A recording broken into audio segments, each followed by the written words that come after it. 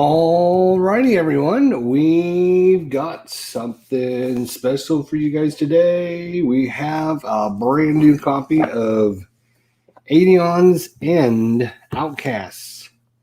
This is a game by Indie Boards and Cards. This is a game. Slide up a little bit here so you can see it.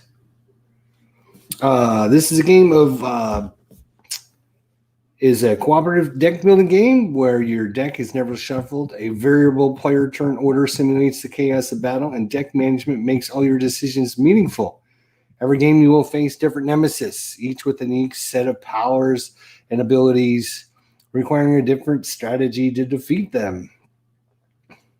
AEON'S and Outcast adds another narrative-based expedition, which builds on the existing AEON'S End lore, which also includes all new mages and nemesis, as well as gems, relics, spells, and all components with existing contact.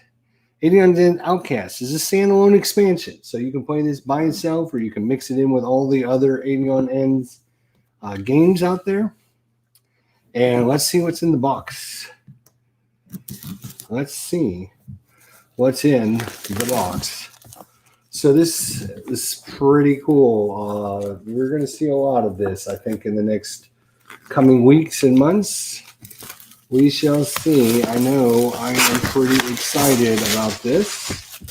I know I'm late to the party, as this game has been around for a few years, to be honest, but kind of late to the party, but better late than never, as they say.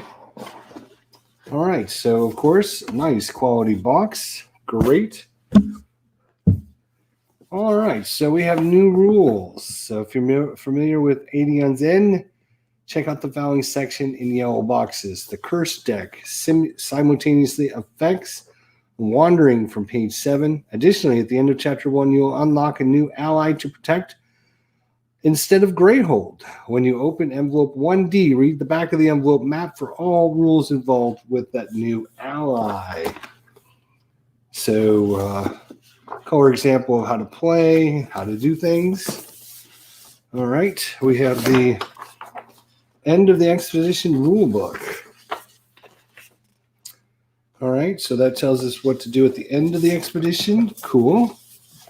All right, AEON'S End Outcast narrative booklet. So you're going to go through chapter 1 here, intro to the battle.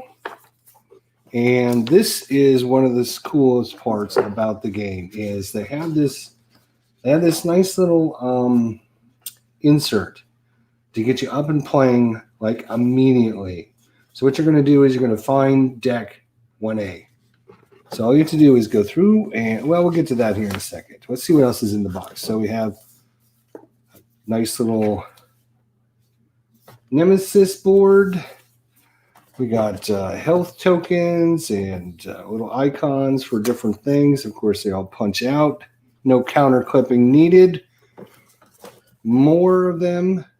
Turn order. Different glyphs. Oops. All right, we'll punch all this out. Your breaches. So these are where you're able to cast your powers. Here's your separating deck, so you can separate all your cards out. Here is your different token dials. Nice. Here is the new mages. We'll look at these here in a second. Here's one of your new nemesis. Oh, look at this. Look at this. Oh, this is too cool. Do not open until instructed. This is the end envelope. This is envelope 1B. This is 2A. So 2B, 3A, 3B, 4, and then, of course, your envelope end. So the story unfolds, but you don't know what the story is because they're inside these envelopes. So cool. Yeah, look at that. Isn't that awesome?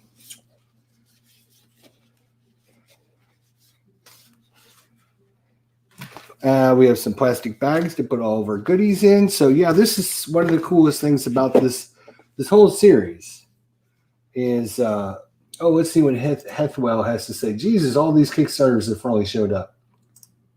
Tons of boxes, man. You must be managing yourself a game store. No, just so yeah, that's one of the cool things about this game is you don't get to see what's coming. You don't get to play with the cards. You don't get to see what enemies are out there.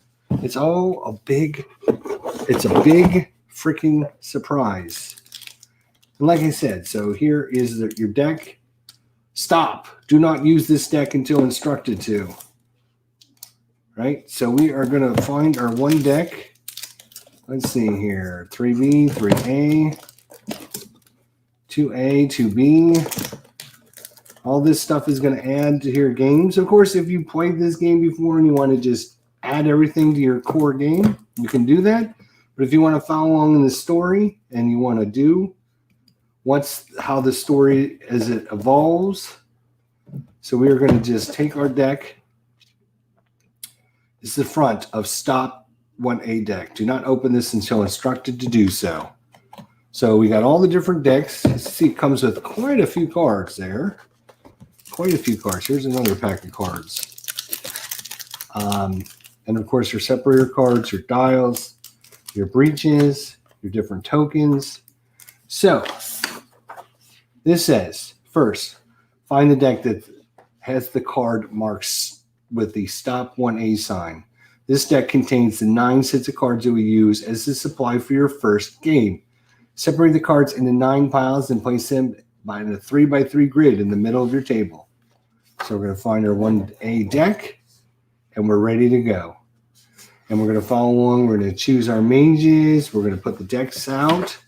And then we're going to follow along, and we're going to play this scenario. And then once you beat the scenario, looks like you're going to open 1B to get out your other cards you're going to need. And then you're going to open deck 1C, which is going to be for your nemesis you're going to play against. But again, super cool that you're not going to see what's in envelope. What's coming up? What am I gonna be fighting against? What am I gonna be doing? Nope, you can't open these. I mean, you could, but it would of course break the story mode. One of the cool things, really cool things about this game is the fact that they've got it all separated and they designed it so that you can pull it out, you can follow along with that, and you're up and running and playing within just a few minutes. There's no sorting cards. There's no taking cards apart.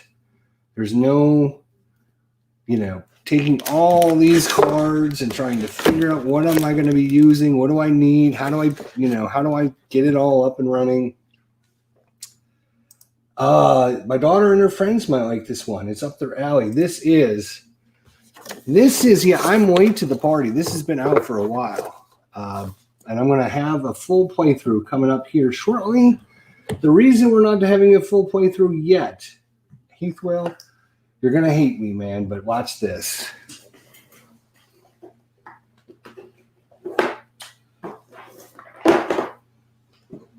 Watch this. I got another one in. This is another one of their big box expansions. It's a standalone big box expansion. So I want to do a live unboxing of this. I might wait till later. Maybe I'll do. I don't know. I'm trying to debate if I'm going to play this. I might just play this one. You know what? I might just play War Eternal and start with that one. But yeah, this. I can't wait to get into this and play this. I've got so much stuff coming for this.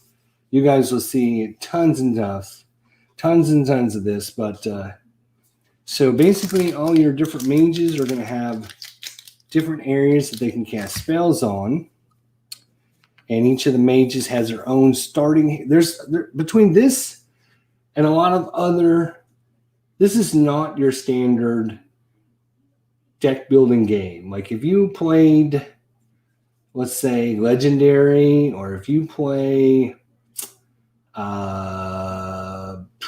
Thunder Quest, or you played anything like that, this is not your standard deck building game. There's a lot of different mechanics in this game. For example, one of the most coolest things is normally in a deck building game, you got your deck, you got your discard pile. When your draw pile runs out, you pick up your discard pile, you shuffle it all together, and then you put it back down. That doesn't happen in this game. What you do is you just take your discard pile and you simply just flip it over and you draw it. So you can set up your deck as you're discarding your cards to make your hands better, which is one of the cool aspects of this game. The other thing is your deck is set for you. Here's your starting hand. This is going to be your starting hand. So Zahana, she gets 4 crystals and 1 glyph carver card. That's her starting hand. She's not going to take her starting cards and shuffle them all together and then draw 5 cards. She automatically starts with this hand. And then the rest of her deck is composed of 3 crystals, 1 glyph carver, and 1 spark. And that's the way you put them in your draw pile, exactly that order. And then each of the mages have different powers. So this guy, he has this special token. And whenever he takes a point of damage, he moves this token onto a different space. And whenever the space says, he can do it. So it's super cool. You can play this solitaire. You can play this, I believe it's up to, it's 1 to 4.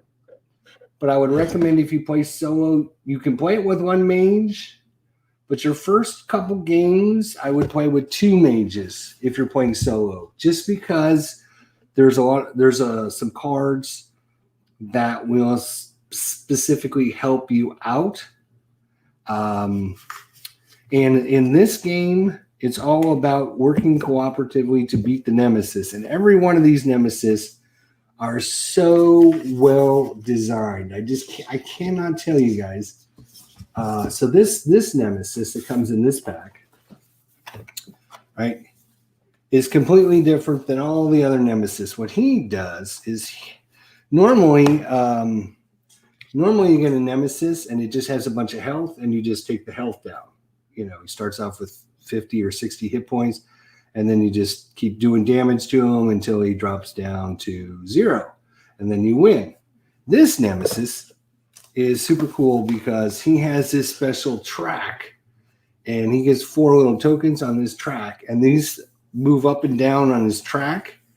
And each one of these has a certain amount of life. And your job is to kill all 4 of those before you die. And so you can see each one of these little sprouts here has its own health, 20 health.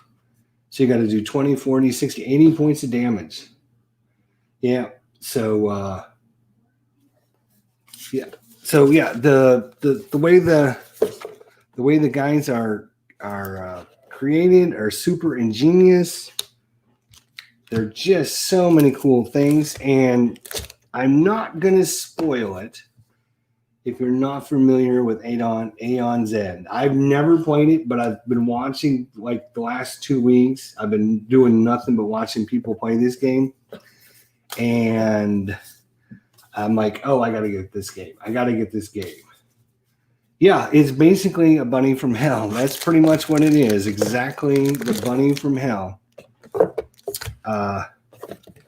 So what I think I'm going to do is, we're actually going to open the other package. Because this one is specifically designed. It's specifically designed for you to follow along in the story and play through the adventures and, go through a campaign basically. And as your characters will level up, the monsters will level up. You'll start getting access to more and more cards, as you saw with our intro here. There is tons and tons of packages, and there's going to be more guys in here. There's going to be more enemies. There's probably even going to be more bosses that you're going to have to fight, but you don't know that until you get to these envelopes. So super cool. And I won't spoil it, but this one here, you play the intro scenario, and then this is the next scenario.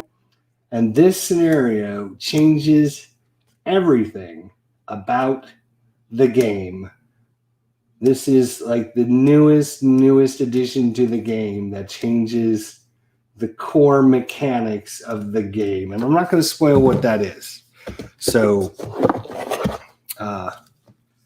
yeah, each of the different mages plays completely different, right? So what she does, all right. So we looked at this guy, right? So he's got his he's got that little token, right? Every time he takes damage, he gets to move this onto a different space and get like a special power, right? So that's what he does. What she does, right, is she's got a whole bunch of different glyphs, and each one of these does something different.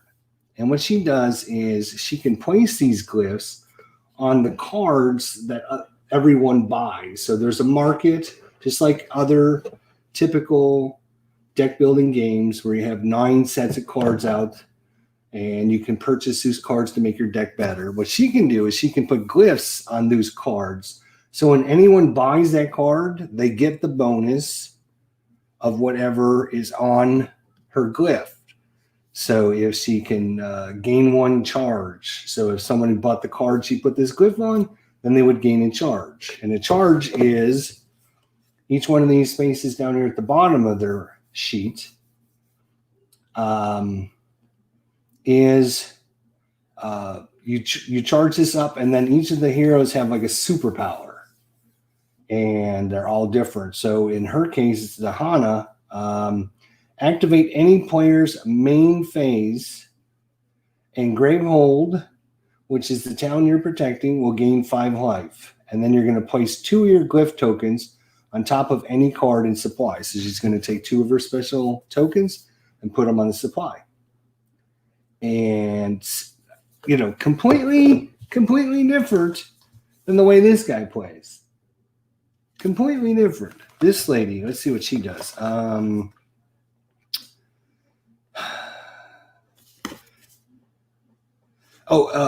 on the back, and here's some other good things as well. I mean, there's so many good things about this game. I don't know why it's taken me like 5 years to get into this game, but each of the different mages has a complexity rating, and it tells you how hard they are to play. So if you're newer to the game, you want one that doesn't have as much complexity. There's some ones that are really complex. Now this is a 3, a 4, a 4, and a 6. So 3 is pretty low. It goes from 1 to 10. 6 is a little bit high, right? A little bit more complexity. These 2 here are a little bit below average on 4s. Let's see what she does. This is Ilya. So as she gets her power charged up, activate during your main phase, cast all of your prepared spells without discarding them. So as you're playing the game, right? As you're playing the game, you're going to purchase spells, and then each one of these areas is going to have one of these little things on top of it. Sometimes they're closed, and sometimes they're open. So let's look at, let's see if I can, here we go.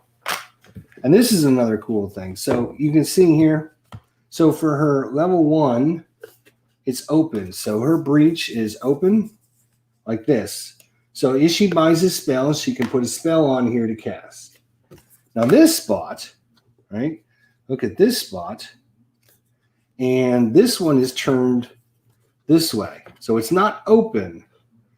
But if she wanted to, she could pay 3 money or ether. In this game, money is ether. So it's like magic power. She can pay 3 magic power to open this one up. Right? Because you can see it matches this little thing here. Otherwise, it's closed. So she had 2 spells in her hand. She couldn't cast 2 spells. She could only cast 1 spell. But she could spend some of her ether instead of buying cards or doing some of the other fun things you can do. She can open this up. And when she opens this up, then all of a sudden she can cast 2 spells because now both of these are open for her to do that. So this is so you have Aeon's End, right? You have Aeon's End, and Aeon's End is the base game, all right? And then there's all of the big expansions can be played by themselves, but the Aeon's End, and then they came out with Aeon's End. Where is it? Here it is. War Eternal. So this is another big expansion pack, but it is completely 100%. Eternal War is a standalone game, so you can play this just out of the box. You don't need anything else. You can play just this. You only get the stuff that's in this box, or you can combine it with your regular Aeon's End. So all the big box expansions are standalone expansions for the original Aeon's End. This one adds new mages, new powers. In fact, you know what? Let's just should we open this one up too? Let's do that. I'm going to put this one away. Let's put this one away. And even though I want to play it, we will put this one away for now. We'll get it back out soonish.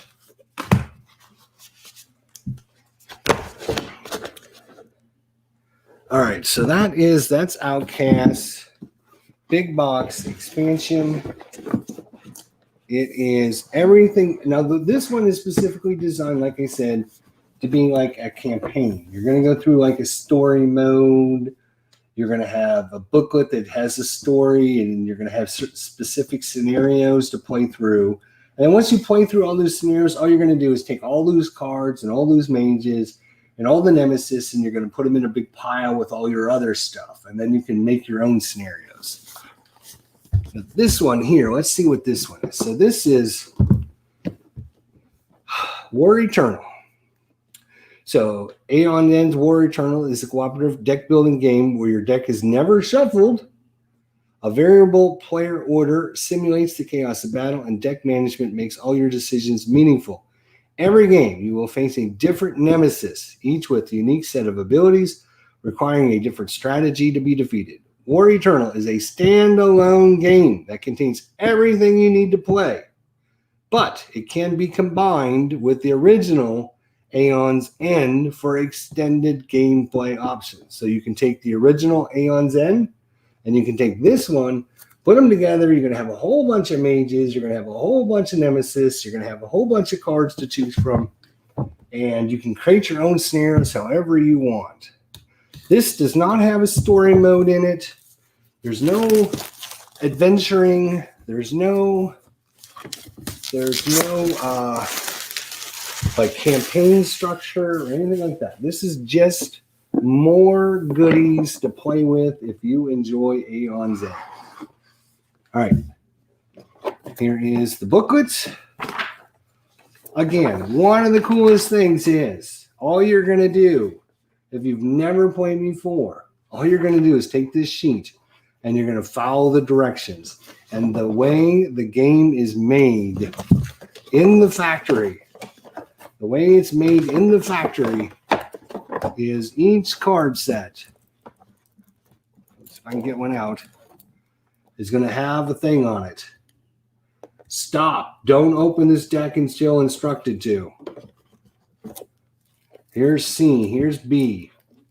So this says right here, first, open the deck with the cards marked with the stop A sign. This deck contains the 9 sets of cards you will use for your first game. Okay, beautiful. So we find our A deck. We can take everything else, keep it in the box. We're going to need this. We have, look at all the mages we have in here. We have 1, 2, 3, 4, 5, 6, 7, 8. 8 mages. We have 1, 2, 3, 4 nemesis. Nemesis. I'm not sure. We have some baggies. We got our separator cards. We have our rifts. We have our damage tokens. So the way the game is set up is you are powerful mages that is defending the last beastin of humanity, and it starts with 30 hit points. And so our job is to protect this at all costs, because if this goes to 0-0, Greyhold loses, you lose, and humanity's wiped out by the bad guys. So your main job is to prevent this from taking damage and just, losing. All right. So that's pretty much it. This is Greyhold, the town. It's hard to see, but it's like a ancient little town with all those little fire pits in there and everything. And last beastion of humanity. Now this is the enemy, and he's going to have a certain amount of hit points depending on the scenario. Let's go through the setup procedure and let's see how it's all right. So what we're going to do, I'm going to show you this, guys. You can get a big expansion for this game, and it's not very expensive. There's some little expansions. Now the little expansions you're going to need to own either AEON'S and War Eternal, or you're going to need to own AEON'S End, because you're going to need all the other components. The little expansions don't have that. So do not shuffle these decks, right? So we don't, look at that. Do not shuffle the decks. So what we're going to do is we're just going to take these cards and we're going to separate them into 9 decks of cards. This is going to be our market. This is what we're going to buy. These are items we can buy.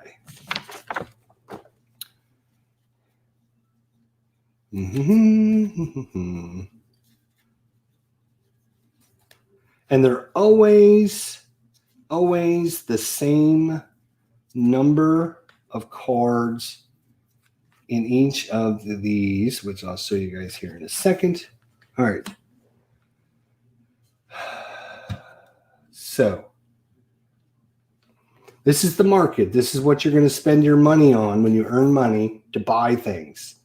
You always, and this scenario tells you otherwise, you always have 3 gems. So these are going to be your 3 powering resources, and each of them have something different, and they do something different. But these are basically, you're going to spend money to buy these better gems because they'll give you more money, and they'll usually give you some kind of special power on it. So for example, if we look at the Frozen Magmite, we're going to gain 2 ether. And you may place the next card you gain this turn on top of your deck. So normally when you buy something, you put it in your discard pile, but if you use this, then you don't need to do that. This one here, it costs 4 to buy, and this is the Scaria Slag. You get to gain 2 ether, and if the Nemesis tier is 2 or higher, you're going to gain an additional ether. So that depends on how powerful your enemy you're fighting is currently. And then we have the Bloodstone Jewel. When you gain a Bloodstone Jewel for the first time on your turn, you're going to gain 3 ether. And then you also gain 3 ether. So when you gain a Bloodstone Jewel the first time in your turn, you gain 3, and then you also gain 3. So these are, you don't want to buy too many of these, because the first one is 3 plus an extra 3. The next one is just 3, but it just costs 6 to get this one. All right. So you always have 3 gems. Then you always have, and the gems are usually pink or purple color, whatever you want to call that. And then you always have 2 relics, and they're blue. You can see the blue in here. And these are relics. And so this one is Mage Totem. Destroy a gem or relic you played this turn, or destroy this and Greyhold gains 1 life. So again, Greyhold is our town we're trying to protect. So if we need to, we could destroy this to give it some life. All right. Then we also have Primordial Fetish. Look at the artwork on these cards, are amazing too. Focus any player's breach or destroy this to gain 3 life. So again, focusing a breach, I kind of showed you that. I didn't use all those terms, but we will use those terms. If I can poke these out. If I can get these out of the little thing. There we go. Get out of here. So when you take a thing, you can see there's like an inside circle here, and that's how much focus it costs to turn this. So if I would have to, if I'm doing this one, I would have to spend 13 ether to open this. Well, that's way too much. Unless you get a really, really powerful hand and you have a lot of ether, and this is kind of a late game thing. So you're like, well, I'll never get 13 ether. Well, the way to fix that is focusing these rifts. That's what this inner circle is here. And you can see it costs 4 ether to focus. And what you do is if you spend the 4 focus, you then rotate this to the next spot. And you can see it makes it cheaper to open. So now it only costs 10 to open it. If that's still too expensive, you can spend another 4 focus and turn it again. Now it only costs 7 to open. So that's what focusing a breach is. You can focus a breach by spending ether on it to focus it, and then finally you can focus it again, and then you can open it. So when it's here like this, it would cost you 7 to open it. If you need to focus it, it would only cost you 4. So you could spend 4 to focus it, and then finally 4 to open it. So you can see you're going to spend 4 plus 4 is 8. So if you can get the 7 gems, you're going to save yourself, or not 7 gems, you're 7 ether. You're going to save yourself some resources if you can do that. In fact, you're going to save even more if you can do this one. Now, this is a level 4 breach. So this is one of the harder ones. There's level 1, which is on the left, level 2, level 3, and then level 4. But the advantage of opening this one is it gives you extra damage when you cast a spell from this. So War Eternal or New Age. I don't know that much about New Age. So I would double check to make sure that is a standalone one, because I don't own that one yet. I don't think. It's not here yet, but all right. So that is that's the relics, and then you always have 4 spells. So you have 3 gems. That's going to give you resources and special abilities. You're going to have 2 of your relics. The relics are going to give you items and powers that you can do, and then you're going to have 4 spells. Now the spells are the ones that are going to go on the breaches that are open for you to cast spells. So, for example, we have this one. Jagged Lightning. Cast, you're going to deal 3 damage. You may discard a card in hand. If you do, any player focuses their closed breach with the lowest focus cost. So this is a way to cast a spell and have your automatically have those breaches start to be opened where you don't have to pay the resources to do it. So pretty cool there. We also have Aurora. While prepped, once per turn during your main phase, you may gain 1 charge and cast to deal 3 damage. And we have the Nova Force.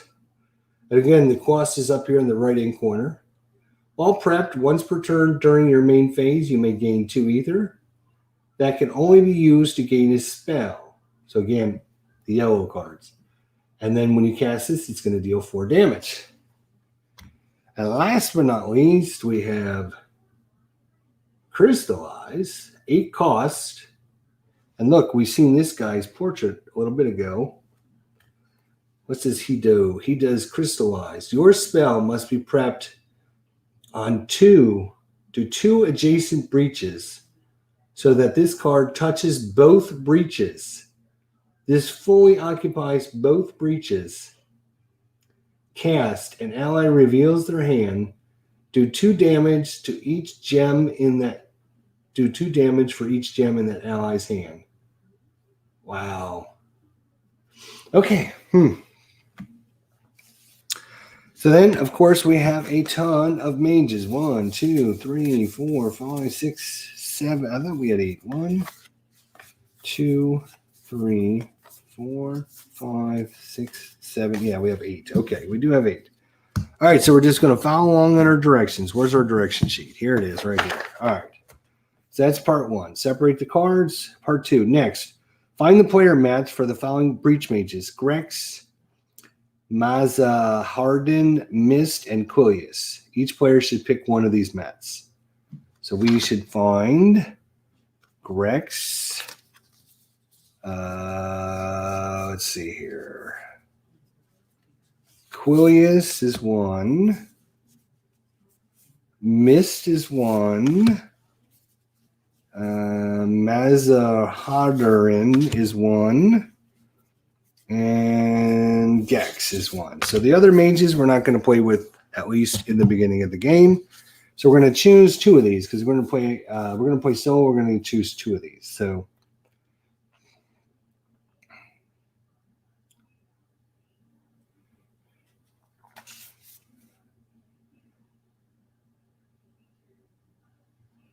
oof.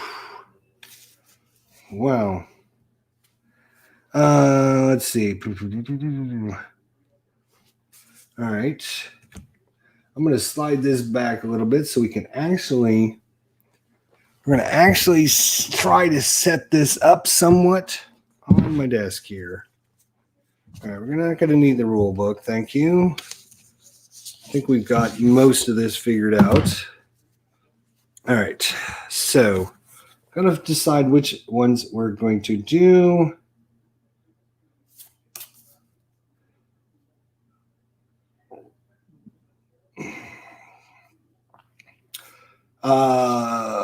Well, let's look at the back. These don't actually have the interesting. So this version didn't come up with the system for complexity on the back of these guys. But each of them has a nice little each of them has a nice little story on it. Yay! We'll see you later, buddy. So what I think I'm going to do is I'm going to play Mazahardin because Gravehold will gain a bunch of life when he activate or when he gets his power. You may cast up to 3 different spells prepped by any number of players. For each spell cast this way, place the spell into an ally's hand. Deal 2 damage for each trophy token you have. Destroy up to 2 cards in your discard pile that cost 0 ether. An ally draws 1 card and gains 2 life. Yeah, we're going to play with her. All right. So we can put the other ones away. We give them each 10 life. Now they come with these life tokens that you can use in the game, but let's be honest, that's a pain in the ass. And nobody wants to do that. So what we're going to do is we're going to use 2 10-sided dice. If I can find another one, that would be a nice color. That would be super cool. Let's see.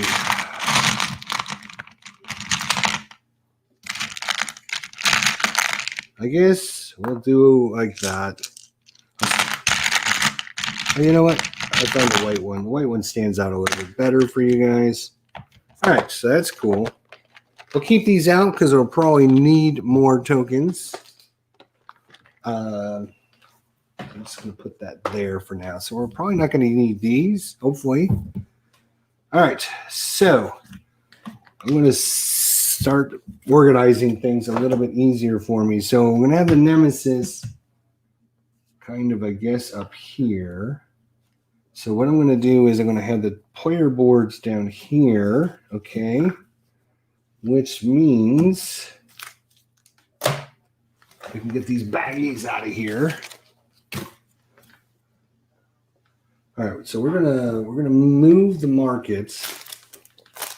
We're gonna move the markets.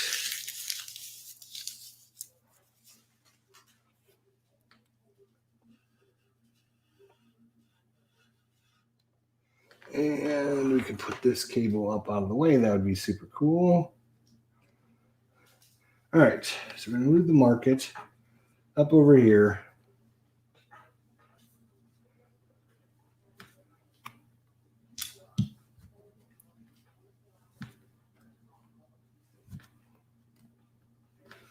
Okay.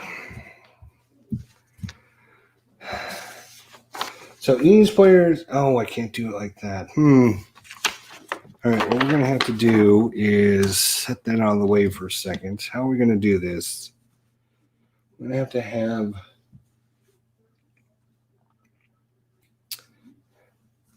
yeah, that's fine. All right, so Grex actually doesn't have, oh, wow, she's her level 2 breach. Let's see here. So we need to get each of the heroes. This is a 4. This is a 1. So his number 1 is open. And his number 2 is almost open, very close. His number 2 for her is open. And let's see, that's a 2. And then his 3 is face down. And hers is also face down.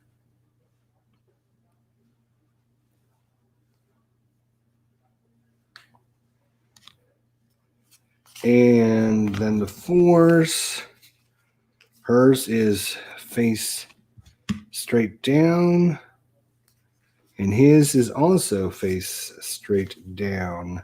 So this is a way to balance the mages as well, based on their powers, is by how close they are to getting all their. Hey Viper, how you doing, buddy? How easy or hard it is to get all their breaches open. Okay.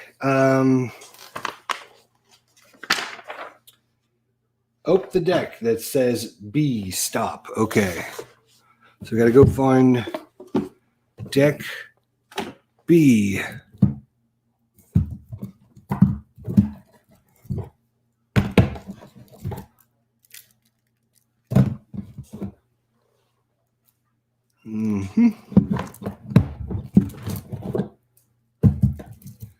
All right, deck B. Here's deck B.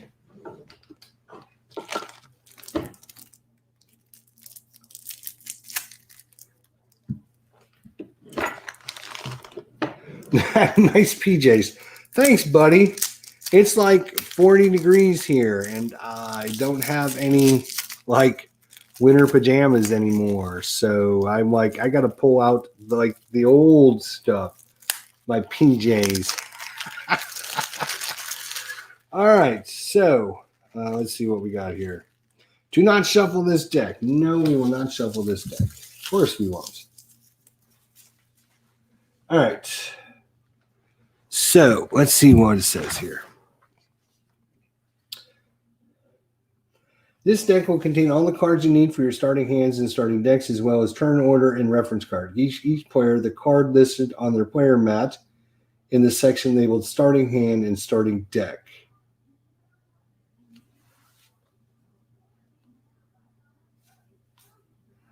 So she's going to have this one, 3 crystals, and a spark in her hand.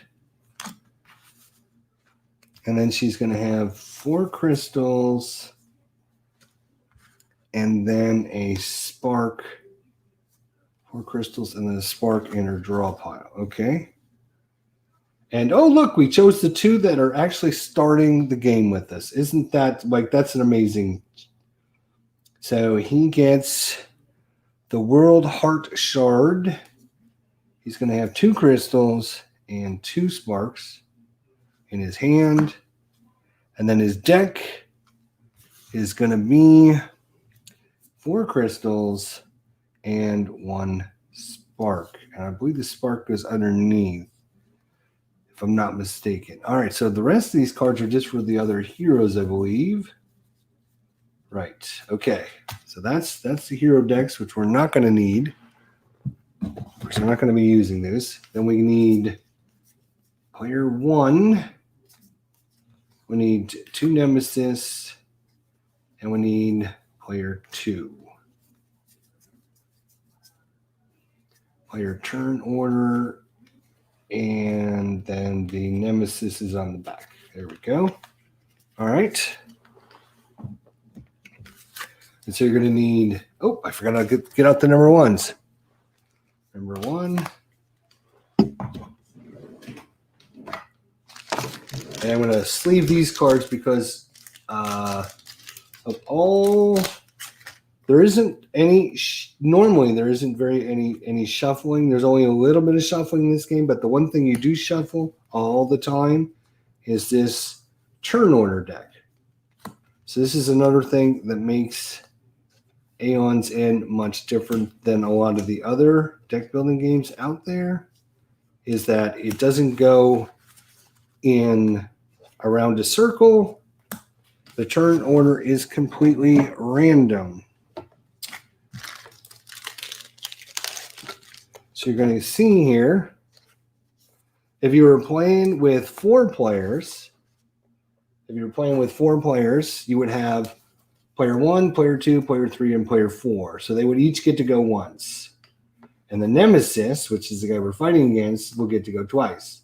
Since we're playing a 2-mage game, there's going to be 2 1s, 2 2s, and 2 Nemesis. So mage number 1 is going to get to go twice. Mage number 2 is going to get to go twice. And the Nemesis is going to get to go twice. But these all get shuffled up. And so it's completely random. You might get to go early. You might get to go late. You never know. So as an example, it'd be player 1, then player 2, then the Nemesis, then player 2, then the Nemesis, then player 1. Then you would shuffle it up again. And you're going to do it again. And so it might be the Nemesis, and then player 1, then the Nemesis again.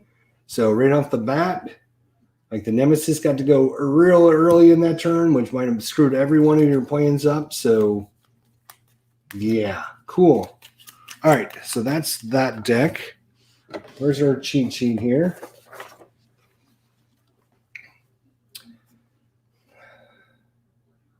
Find the Umbra Titan Nemesis mat and set it on the table next to the market. So we're going to fight the Umbra Titans. If I can find him. Where is he? Oh, he's over. Here's the Nemesis. So there's all kinds of Nemesis. We're going to find the Umbra Titans. Now, I will say, from what I hear, and I don't know because I have never played this game before, and I've only watched people play and listened to what they have to say. But everything I've heard is that War Eternal is much tougher than just base AEON'S End. Much tougher. The enemies are much tougher. It's harder. So just take that with a grain of salt. When I lose, I don't want to hear any laughing. All right, so he's got 70 hit points. When one of his powers says to unleash, if there is one Nemesis turn order card in the turn order discard pile, any player suffers 2 damage. If there are 2 Nemesis turn order cards in the turn order discard pile, Gravehold suffers 2 damage, or Umbra Titan loses 1 Nemesis token. So there's setup rules. Umbra Titan gains 8 Nemesis tokens. So, Guess we will be using with some Nemesis tokens here. Let's see. 2, 4, 6, 8, 10. 2, 4, 6, 8. I bet you these are the Nemesis tokens right here. 1, 2, 3, 4, 5, 6, 7, 8. All right, so he's going to get those 8 tokens on his thing. And I've got little pieces falling out. Let's see if I can put that in until I get a chance to. You know what? Otherwise, I'm going to have pieces everywhere. Let's just spend a second, punch these out so that I can know with certainty that none of these little pieces are going to come up missing. And of course, it doesn't help when you drop them on the ground, though, dude. So you can use life tokens in this game to keep track of things, but normally I see a lot of people using dice, which makes a lot more sense than trying to manage these little tokens. Probably just going to put these little tokens away and use dice myself. One of the expansions comes with dice, I think. One of the expansions comes with dice, or maybe it's just a Kickstarter expansion. I forget, but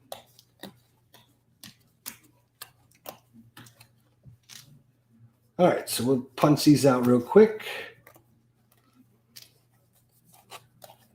This is exciting, I bet. You guys are having a ball watching this. Just so exciting, I'm sure, for you guys. So these are important tokens. We will use those. So, yeah, if I don't punch these out now, I'll have pieces missing and just won't be good. So, oh, I am going to need breach tokens. That's what these are. So let's keep those out. I won't use these. I won't use that, but these will mark our mages either first or second. So we'll make Malahorden.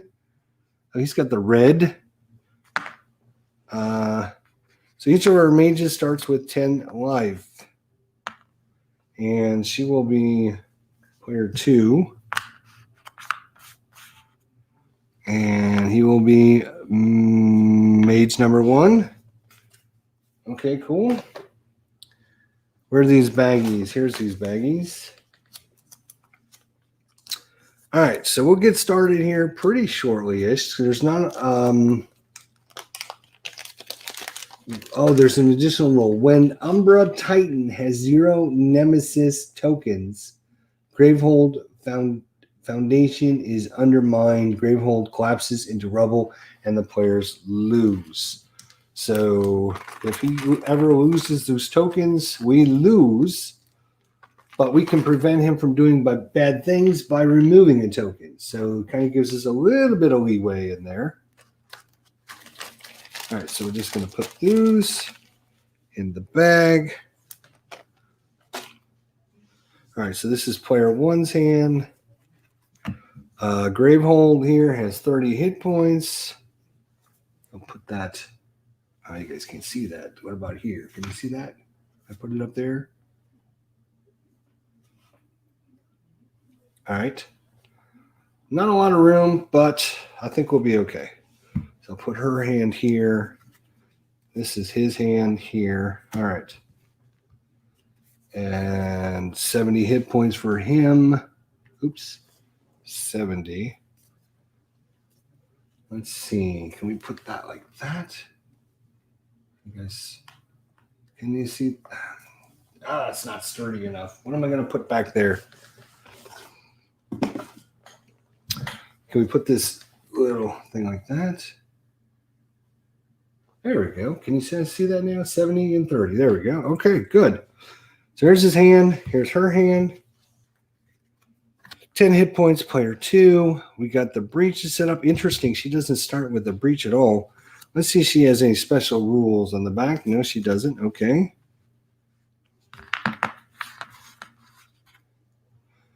And don't worry, we'll probably lose really bad. Oh, you know what? We're not even close to starting yet because we have to get deck C out. Right. So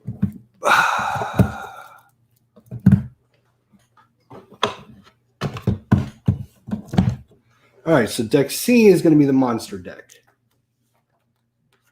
All right, 2 or 3 player game. Yes, we have a 2 or 3 player game. If you're playing a 2-player game, remove the top 5 cards in the Nemesis deck and return them to the box.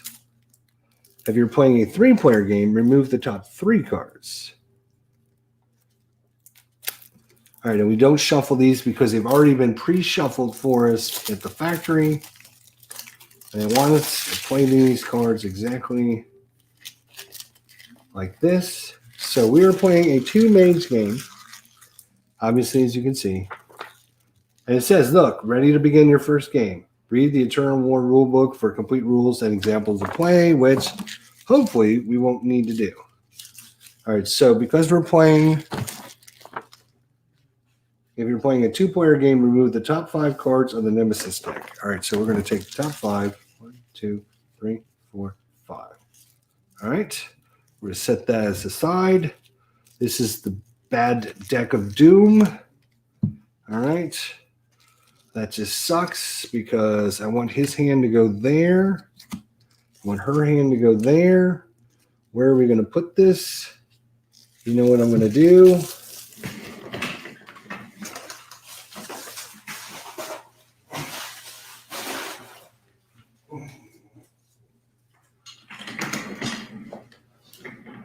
You know what I'm going to do is I think I'm going to reorganize some things here for a second.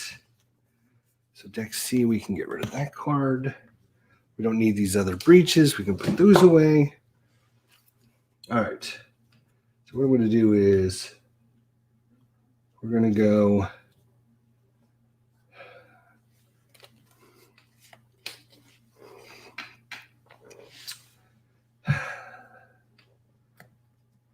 let's just move all of... I got to have room for play the cards, though. So...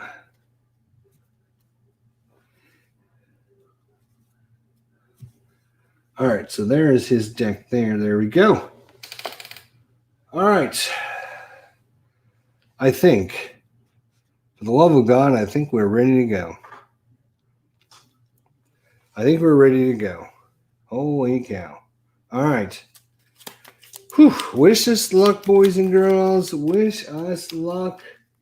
This is our first game of AEON'S, and this is the War Eternal setup basic scenario. It's supposed to be a little bit easier. That's why we're playing it. So we're shuffling up the deck. I will try to get you guys in as close as possible when it's possible to do that. We'll try and show you some of the cards. We'll probably go a little slow. Please forgive everything. All right. So, got it shuffled. We're going to cut one last time. Here we go. The first player that ever got to play while we were playing AEON'S End is player number 1. That is Mazahedrin. All right. So, Mazahedrin, here is his hand. So, each of the heroes also has basic cards, but they all come with their own special card. He starts with this special card, which is World Heart Shard. You can gain an ether. So ether in this game is just like money. Or he can gain 2 ether that can be used to gain a card. Place the card you gain this turn on top of any ally's discard pile. Oh, so you can buy cards for other people.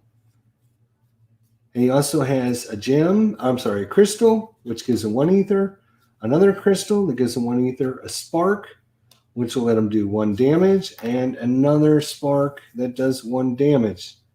So, if he wanted to help somebody else out, he can gain 2 ether that can be used to gain a card. Place the next card you gain this turn on top of any ally's card or any discard pile. So you can buy a card, put it on top of her discard pile. If he had lots of money to spend, but she doesn't. So he basically has 1, 2, 3 ether, 3 money to spend. And what he's going to do with this is, this is his position of his second breach. You can see at the very top, it says spend 3 ether to open. So he's going to spend that to open this. And his level 2 is now open. So he can now cast 2 spells, which is really convenient because he's going to put a spark on one of them. And he's going to put another spark on one of them. And then he's going to discard however he wants to discard his cards. He can put them like this. He can put this one on top. He can put this one in the middle. But like I said, if you're just joining us, this game, there's no dealing. So when he's done, all he's going to dig his deck and flip it over. So I guess we'll put it like this. You want the most powerful cards on the bottom. So you go through them more, and he'll discard those cards, and he'll draw his next 4 cards. And that is player 1's turn. Of course, he didn't need to do that. He could have bought a card instead. He could have done lots of different things. You can spend 2 ether to buy a little token. And once you fill up your little spot on the bottom of your player card, you get to activate your special power. So for Mazahirden, he is going to, when he fills it up, activate during his main phase. He may gain a gem that costs 4 or less, so either one of these 2 gems, from any supply pile. And then Gravehold gains 4 life. So he's good at healing Gravehold. So good for him. All right, so that is player number 1 is done. Let's go on. Oh, it's the Nemesis turn. All right, so the first thing you do is look to see if any cards are in play. He doesn't have any cards in play. So they would activate those in order. This is a very structured game. So when the card comes out, you put it all the way on the left, and then your next card, and the next card, and the next card, and the next card, and the next card. So if you had a line of like 8 cards, you go from left to right, and you complete card 1 before you go to complete card 2. But since there's nothing out, we will then draw a card. So this says, Seismic Roar, it's a power. So to discard this, we can spend 6 ether. It's got power 3. Umbra Titan loses 2 Nemesis tokens. So again, remember, 2, 4, 6, 8. If he ever loses those, we lose the game. So he's roaring to try and get rid of some of those charges. It's going to have a power of 3 on here. So what we're going to do is we are going to use the little tokens for that. And we have to spend 6 ether to get rid of that. Good luck on that. So we'll put 1, 2, and 3 little tokens on there. And that'll be it. That's all the Nemesis does right now. How we're going to get 6 ether, I have no idea. We're going to have to start buying some of these more better cards, I guess. Who's next? It's going to be player 1. So Mazahirden's going to go again. All right, so first step, here is the game phases, by the way. So player 1, or player's turn, you cast all your spells. Then in your main phase, these are all the actions you can do in any order. And then you have your draw phase. So he is going to get to go again. He has first phase is cast spells.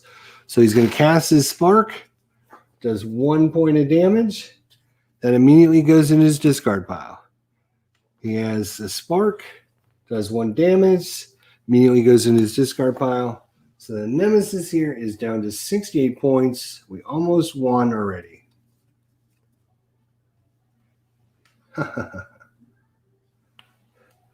All right, so now he's cast his things. Now it's his turn. He has 4 crystal and a spark. So he's going to put his spark there. He's got 4 crystals to buy something.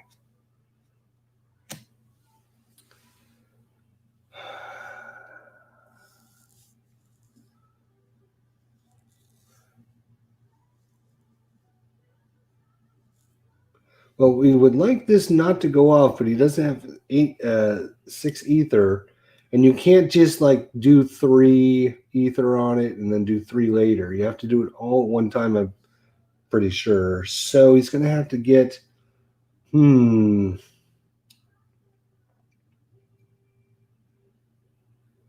ether, huh? Well, it makes sense to get the 4 cost card. Focus any player's breach or destroy this and gain 3 life. Focusing another player's breach. That would be very helpful for her because her breaches are expensive. Well, I guess they're pretty standard. It's standard. 579. Yeah, 579. But they are expensive. And that can help for sure if she gets another. But of course, we want to get more resources, especially because of this. So he is going to buy this Scoria Slag. Gains him 2 ether, and at the Nemesis tier 2 or higher, gain an additional 1 ether. So that will go in his pile. And then he can put his discards however he wants. Again, they're all the same cards, so it doesn't matter. Put those on top. And now when he draws, all we do is take his discards, bring them over, 2, 3, 4, 5, and get his cards, and they will be in the exact order he put them in. All right, but he's going to be done this turn because he's already gone twice. Who's next? Player 2 finally gets to go, so we get to see Jix. All right, so her special card is smothering or shattering, whatever.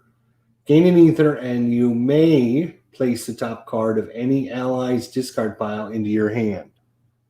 Well, unfortunately for her, he has no discard pile, so she's just going to gain 1 ether, or 1 ether, 2 ether, 3 ether, 4 ether, and she will prep a spark. So for 4 ether, she can get a more powerful spell. But again, I think we got to get some better resource management first before we start doing that. So that'll go in her discard pile. Then this one, then these 3, and she'll draw her next 5. And it's either going to be Jex or the Nemesis, because 2 cards left. Who's it going to be? It's going to be the Nemesis. All right, so before we do anything, we go through his cards. This card here, we take one of these tokens off. Done. Next card, there isn't any, so we draw. Draw another card. So we got a minion here. This is a Catacomb Drone. It's got a persistent power. It Unleash. Gravehold suffers 1 damage. So Unleash, again, is the special power on the Titans. He's helping the Titan, and look at that art. Pretty cool. Cool little bug, kind of bat bug thing. So we got this minion in play. And that minion now has got 5 life. So what we're going to do is we're going to take this little die, and we're going to put poof, just like that. Of course, you could use the health tokens that came in the game, but I don't like the health tokens. So Nemesis is done. And it's going to be our next turn, which is going to be player number 2. So player number 2 is going to cast her Spark. It's going to do 1 point of damage. Look at us. It's down to 67. Oh my gosh. It's going to take forever. She will get another Spark. And she has 4 crystals. I think because this came out so early and I'm going to make this so that we can get as many crystals in our hand as we can. So that'll go there. Then her crystals, This will flip directly over. She will draw 1, 2, 3, 4, 5. And that is one full round of Aeon's End War Eternal in the books. Mark it down, boys and girls. 8:12 p.m. on December 2nd, 2020. We got through a complete round and we didn't die. All right, so there we go. You can see these cards get shuffled a lot, so I would recommend you sleeve these cards at minimum. And we're going to cut one last time. Here we go, round 2. Nemesis right off the bat. Oh, this is going to be bad. So Seismic Roar, token comes off. He is going to unleash. So again, the unleash power is if there is one Nemesis turn order card in the turn order discard pile, there is one. Any player suffers 2 damage. If there is 2 in the turn order discard pile, Greyhold suffers 2 damage. Or we can lose one of his Nemesis tokens. So we're going to take damage.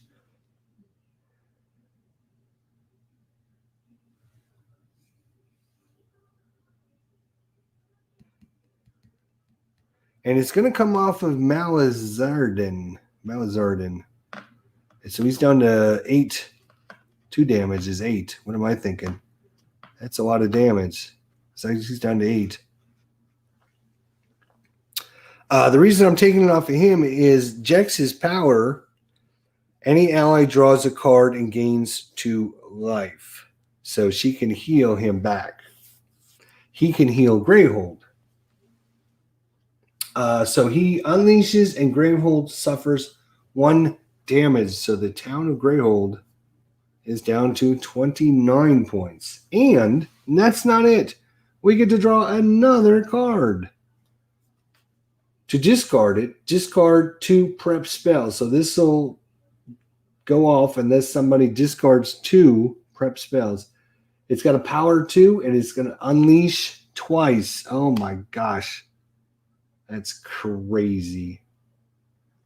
So that was the first Nemesis turn. It's going to have a power of 2, which means it won't go off just yet. Oh, boy. Yep. She's going to have to get her healing going pretty quick. Okay. Next player is player number 1, Meza Hairdrin, sorry. All right. So he will cast his spark. It'll do 1 point of damage. Do you want to go? I guess we'll go out to the minions, so he's down to 4. Then he's going to prep 2 spells. Now that could, if he gets to go again, he could get rid of that card because he's got 2 prep spells. He could buy a card for Jax with an extra 2, which would be 4. That might be interesting.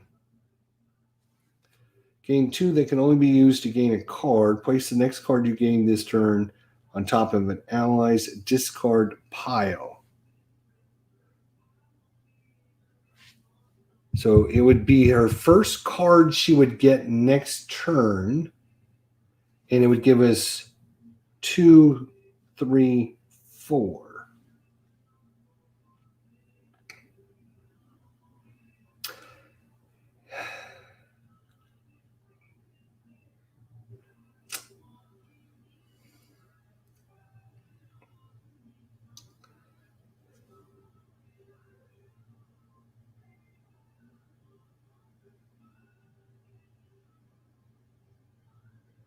All right, he is going to do that. He's going to use his World Heart Shard.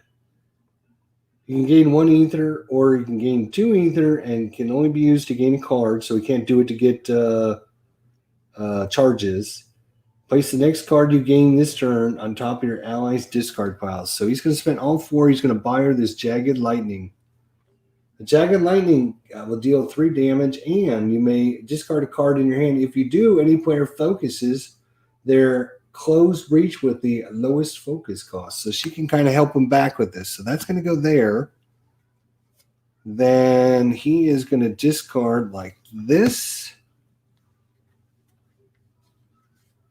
and draw 1, 2, 3, 4, 2, 4, 5. He's going to draw the rest of his cards, which is a 2, 3, 4, 5, 6. Oh, if we could get him to go before the Nemesis, we could get rid of this card because he's got 6. So player 1 needs to go before the Nemesis. And it's all up to our turn order deck because they each have 1 card in there. Come on. Player 2. Okay, that's all right. Player 2.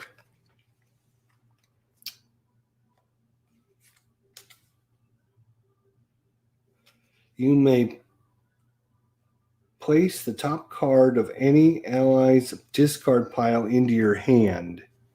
Ooh, now that is interesting. So they're going to be swapping and healing and doing all kinds of interchangeable things. That is kind of cool.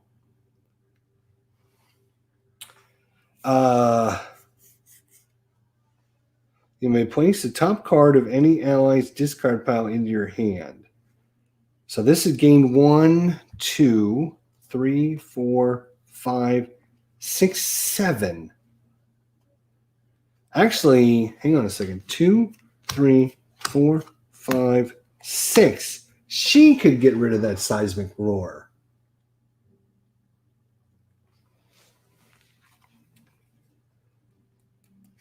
And getting that 1 off of him is not helpful at all.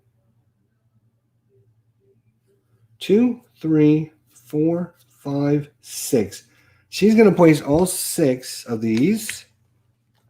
And again, I'm going to put these in order. But we're going to spend 6 to remove this seismic roar and spend 6 ether, which she just did. And otherwise, the Umbra Titan was going to lose 2 Nemesis tokens. We don't want them losing those tokens. So now we will discard this. This will slide over. I'm going to slide these down a little bit. Hopefully, I know you guys probably can't see all of them, but I'm trying to show you guys. And this one will slide back over because they're that. All right. So now it doesn't matter if he goes next or not because we already took care of that. Player 2 gets to go again. Oh, we forgot to draw our cards. 1, 2, 3, 4, 5. All right. So she, I forgot to cast her spark anyway. So she forgot to cast her spark last time. So the rule is any of your open breaches, you don't have to cast your spells. It's optional. But if you focus this and then put a spell on it, anytime you focus it, you can use that to put a card on. If you do that, you have to cast it, though. All right? So just as an FYI. So I didn't really mess up that bad. So 1 point of damage. She will do it to this Yahoo. He's down to 3. Now for her turn, she has 1 more spark, and she has 2, 3, 4, and 5 damage, or 5 ether. What's this Aurora do? When prepped, once per turn during your main phase, you may gain 1 charge.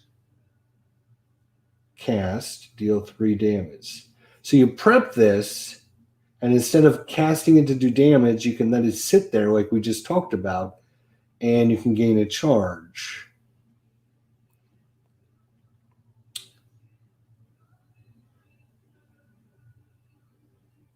While prepped, once per turn during your main phase, you may gain a charge, or you can cast it. Okay, so that's interesting. That's very interesting. There's nothing else for 2, 3, 4, 5. There's nothing else for 5 on the whole thing. She could. All right, what she's going to do is she's going to spend 2 ether to get a focus token, and then she's going to spend the remaining 3 on this frozen magmite. Gain 2 ether, and you may place the next card you gain this turn on top of your deck.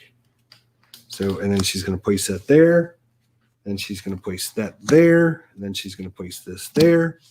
She's going to draw 1. We're going to flip this over and draw 2, 3, 4, 5. And, ooh, we got all kinds of good stuff. Let's see let's see who gets to go. It's going to be player 1. He's got 3. We can only do 2 damage, and we know the nemesis goes first. So this guy's going to get a chance to do his trick, which is unfortunate. So we're going to do 1 point of damage. We're going to do 2 points of damage. Darn it. We just didn't have enough to take this guy out. He's got 3 points left. I guess we'll knock him down to 1, though, because she does have a spark, so she'll kill him eventually. Oh, you know what? Hang on a second. No, he's not going to do that. He is going to discard his 2 prep spells to get rid of the planar collision. Discard 2 prep spells. So we're going to get rid of this by discarding these 2. It's only 2 points of damage, so not super, a lot of damage we're missing out on. Now, we do have this, which is gain 2, and if the nemesis is at tier 2, nope. So he's 2, 3, 4, 5, and 6 points, or 6 ether. So we got 6. We got this Nova Force. When prepped, once per turn during your main phase, you may gain 2 ether. That can only be used to gain a spell, or you can cast it for 4 damage. We also have the Bloodstone Jewel. You may gain a Bloodstone Jewel for the first time in your turn. You're going to gain 3 ether and then gain 3 ether. When you gain a Bloodstone Jewel for the first time on your turn. Oh, so when you buy this, you gain 3 ether. Got it. So when you gain this Bloodstone Jewel for the first time on your turn, so you can't buy a bunch of them and get a whole bunch of ether, you can gain 3 ether, and then you also gain 3 ether. So yeah, we're going to do that. And so he gets 3 more ether. And with that other 3, we're going to use it on this so that when these 2 cards come around, we're going to have a whole big bunch of ether. So that one goes, and then all these guys go, and then we'll draw up 2, 3, 4, 5. No shuffling. All right. So, well, I think the nemesis is about ready to go, boys and girls. And sure enough. All right, so he's going to unleash again. So, this one is going to be different. If there are 2 nemesis turn order cards in the discard pile, there is. Obviously, you can see them. He went first and last. Gravehold, if there are 2 nemesis turn order cards in the turn order discard pile, Gravehold suffers 2 damage. So we don't take the damage. Gravehold takes the damage, which is okay with me. So that was this guy. No. Yes, that was his unleash. Then Gravehold suffers 1 damage because of just him being a jerk. So it's down to 26. And then we draw a card. And it's the Grubber. Oh, look at this thing. The Grubber. Persistent. If the nemesis has 2 turn order cards in the turn order discard pile, Umbra Titan loses 1 nemesis token. Otherwise, Gravehold suffers 2 damage. And he's 5 to kill. So we got to get out another dice. Get out a couple of them because sounds like we're going to need them. All right. Where are we? Yes, we're shuffling this up because another round is gone. So Nemesis at 67. Gravehold's at 26. Meza Harden is at 8. And Jex is still at 10. So we got quite a battle of mages going on right now, ladies and gentlemen. Hopefully you're enjoying this. If you are, just give us a little like, a little thumbs up. Give us a little love. Let us know. Let us know that you're enjoying it. All right, so one last cut so that no one can say, oh, you cheated. All right, here we go. It's player number 1. That's Meza Harden. So again, he can buy another card. First thing, spells. He doesn't have any, so he's going to prep. We got to start getting some more powerful spells because these one-pointers are just not doing it for me. Just not doing it for me, ladies and gentlemen. I'm going to slide this over until we get his 3s and 4s. And he's got 4 again. Or he's only got 3. Right. 1, 2, 3, or 4 if he buys it for her. But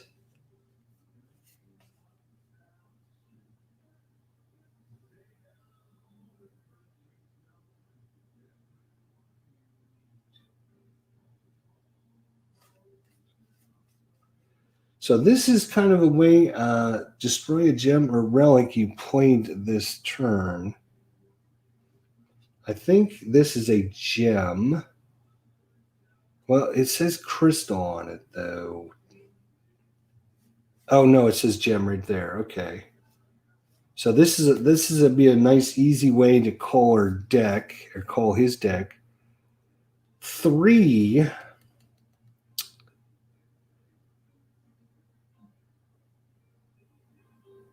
All right, we're going to use the Frozen Magmite. Get another one of those. 4, 3, or he can do, hang on a second. He can do that 4 and really charge her up a little bit.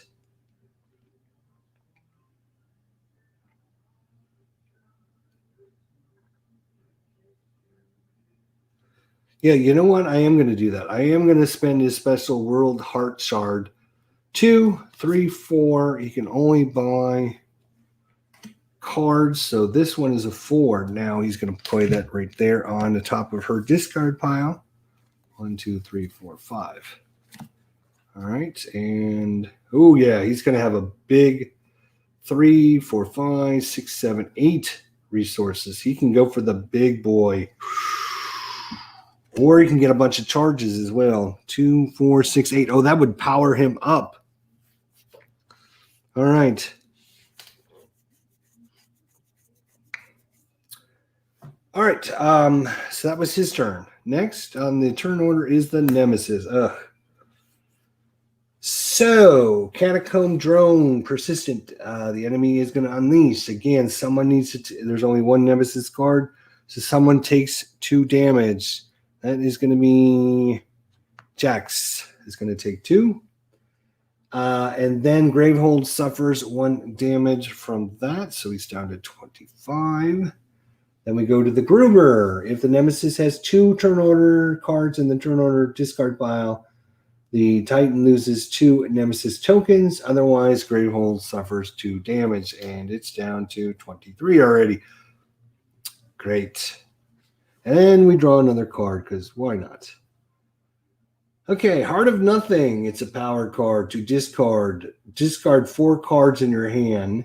Otherwise, he's going to unleash twice, or any player suffer 4 damage. Ugh. It's only got a power of 2. Somebody's going to have to do that pretty quickly. And that's the card he gets, and that's all. You're done. Get out of here. It's our turn. Player number 2, Farnley, gets to go. She's going to cast her little Sparky. Do 1 point of damage. And she's going to put that on him. And then she's going to prep her Jagged Lightning. And then you may place the top card of any ally's discard pile into your hand. If she needed it, it's 2, 3, 4. She's got 5. If she wanted to get 6, she could steal one of his gems.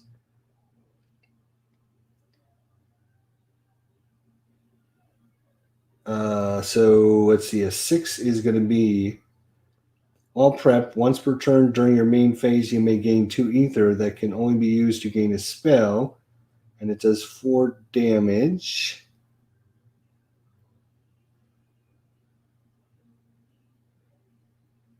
You know what? She is going to activate her power. Shattering. I don't know how to say that word. Jode.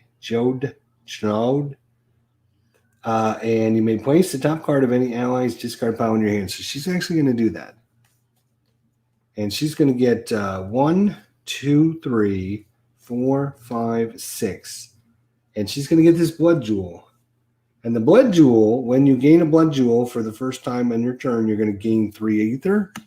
And she's going to do that to get another frozen magmite.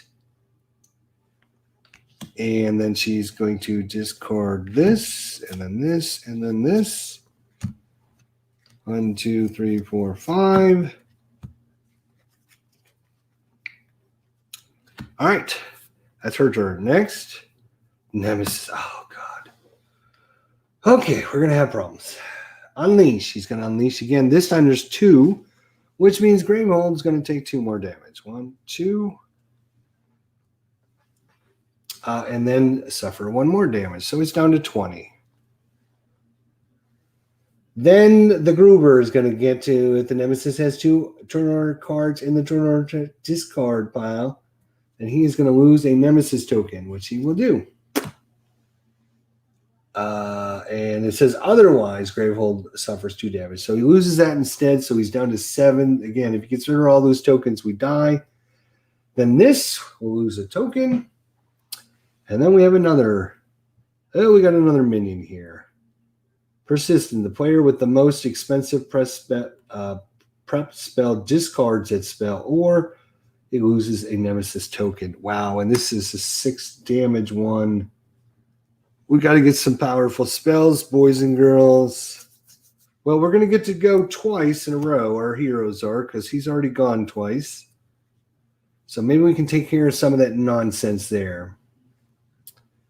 Now, let's see here. Player 2 gets to go. Now does she have a hand she could discard a bunch of stuff? I think she does, actually. So he has 2 sparks. 1, 2.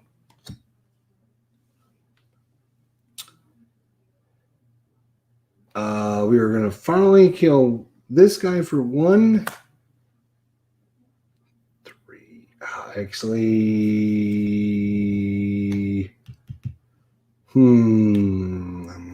she's going to do 3 damage because this is her card.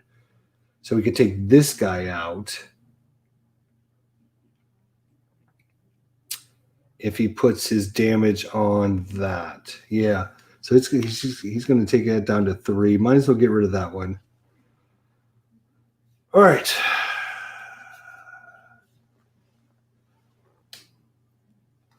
That's 2. We got the slag for 2.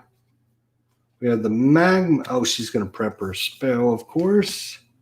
We got the magma for 2, and we get to place the next card you gain this turn on the top of your deck. So that's 4, 5, 6, 7, 8. So the crystallize is not going to help her at all right now. Not at all.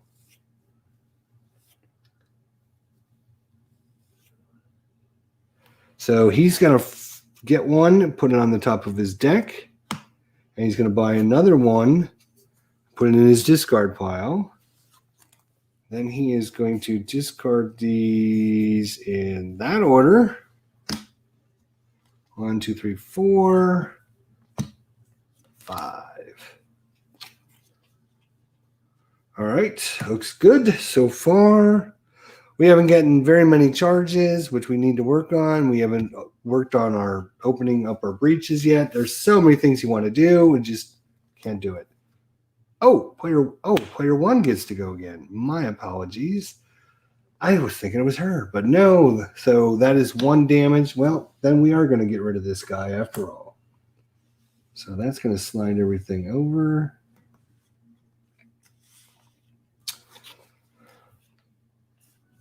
And he is going to discard 4 cards. 1, 2, 3, 4. Prep this spell. He's going to discard it to get rid of this card. Otherwise, he would unleash twice. We don't want that to happen. That would be bad. All right. And he's got a lightning bolt ready to come. So it's going to come down to who gets to go first, the bad guys or us. We'd really like to see us. We'd really like to see us take a little. Get to go first. That would be awesome. That would be great. Let's see what we got here. All right. Oh, of course. All right, so this guy's not going to do anything because he only has 1 in the discard pile. This guy, the persistent, the player with the most expensive press spell discards a spell or he loses a token. We're going to actually have him lose a token because we want this to go out so we can kill that guy before the other Nemesis card. Of course, the other Nemesis card could be this one, and he might not even get to go. But, yeah, we got to do what we got to do. So we got to discard 7 ether. Power once. Unleash twice. The player collectively discard 3 cards from hands. Are you kidding me? Oh, my gosh. It's only got a power of 1, too. So next time the Nemesis goes. 1, 2, 3, 4, 5. Well, he's starting to get some spells, so maybe we can start doing some damage. Player 2 gets to go. All right. So she's going to get to activate her lightning, deal 3 damage. You may discard a card in your hand. If you do, any player focuses their closest breach with the lowest focus number. Any player, so it could be her. So we're going to do 3 damage. Bye-bye, Gruber. Screw you. And we have to discard a card in our hand, though. So we are going to discard a card from our hand. I guess it's going to be a crystal. And what is our bonus? What do we get to do? Where is it? What?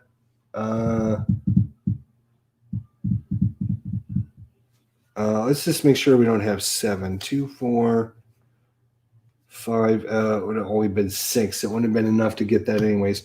Oh, yeah, we get to focus. Now, since she only has 1 open, we're going to focus her. All right?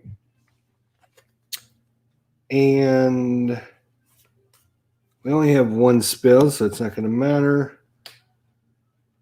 Is the Nemesis... Oh, the Nemesis is tier 2 or higher. So you can see by the cards out in play, this little 2 down in the corner. I'll show you here.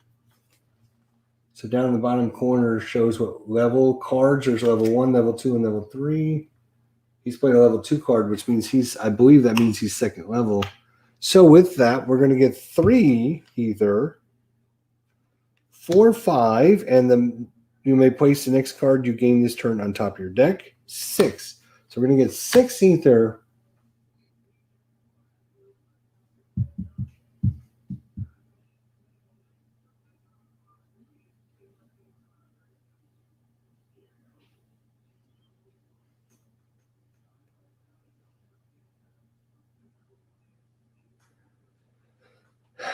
Six ether, huh? We could do that combo again with getting the Bloodstone and then that. But I would really like to get some more damage going on here. This would do 4 damage while prepped. Once per turn during your main phase, you may gain 2 ether. They can only be used to gain a spell, though. How much do we have? 2, 3, 4, 5, 6. Right, 6. Well, because he's doing 2, I think what we're going to do is we're going to get this slag, and we get to put it on top of our deck. And then I'm going to buy, actually, which one do I want to buy? I'm going to buy this one that'll help cull our deck and get rid of some of the crap. Destroy a gem or relic you played this turn. So we're going to buy this one first and put that on our deck. And then this one will go into our discard pile. And then these we'll put into our discard pile like that. We will draw 1, 2, 3, 4, 5. Yeah, so she can get rid of some of these crystals, which will get her to our better stuff a little bit quicker. Damn. All right. Player 2 gets to go again. All right. So 1 damage. Woohoo.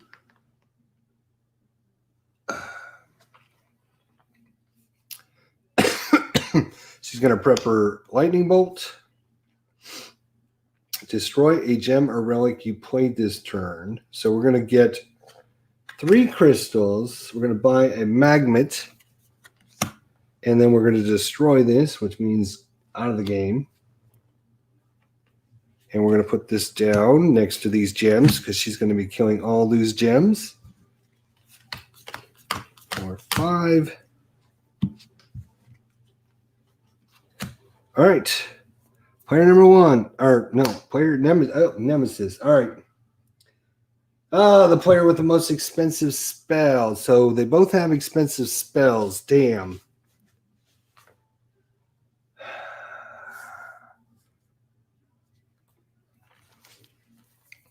Well, player 2 has gone twice, so she's not going to get to use this turn anyways. So she will discard that.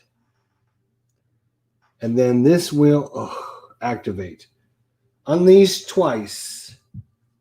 Oh my gosh. There is 2 Nemesis tokens. The players must discard 3 cards in their hands too. Oh my gosh. All right, so let's...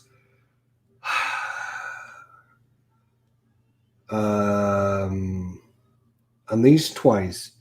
So with 2 Nemesis tokens, that is 4 damage. Oh boy, here we go. 16.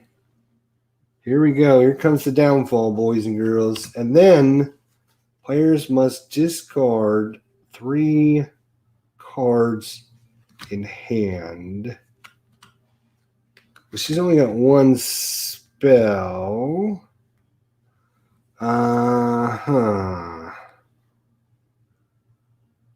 Well, she's got 3 spells. She's not going to be able to use them all anyways. So she will discard the 2 there.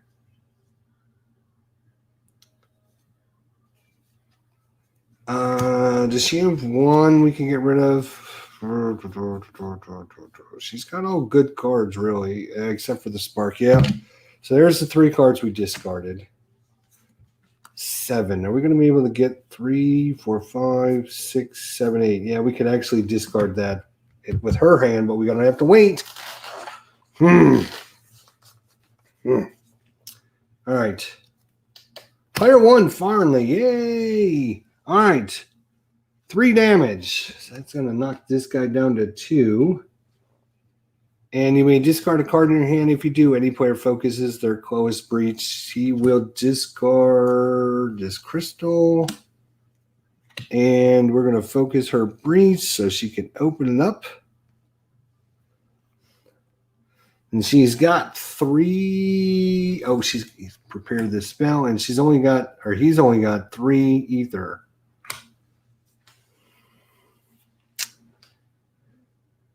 Three ether, huh? 3 is a bad number, boys. It's a bad number.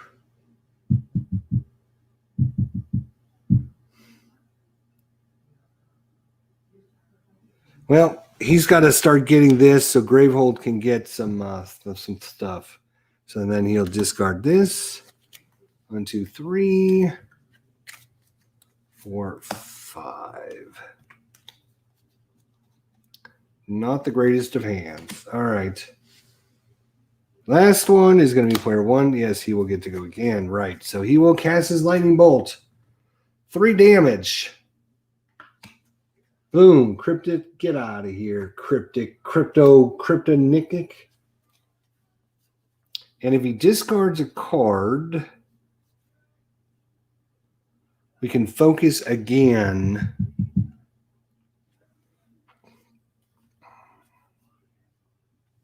Any player, huh? So focusing her again will open this. Or she can spend 3. How much is she going to get? 3, 4, 5, 6, 7, 8. Oh, but she needs to, yeah. He will discard a card. The crystal. And focus this again, which will open it. And now when she puts a spell in there, she's going to do +1 damage. Yeah.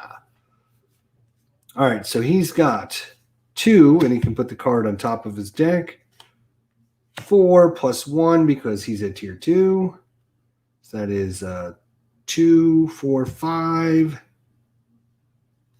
6. And you can prep this. Or you can spend 2 extra to give it to an ally.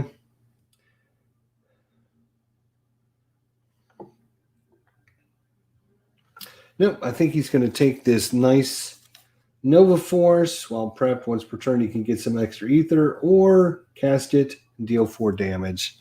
All right. And we're going to put this in. Oh, we can put it on top of his deck. Right. Good thing I saw that card. I kind of like that.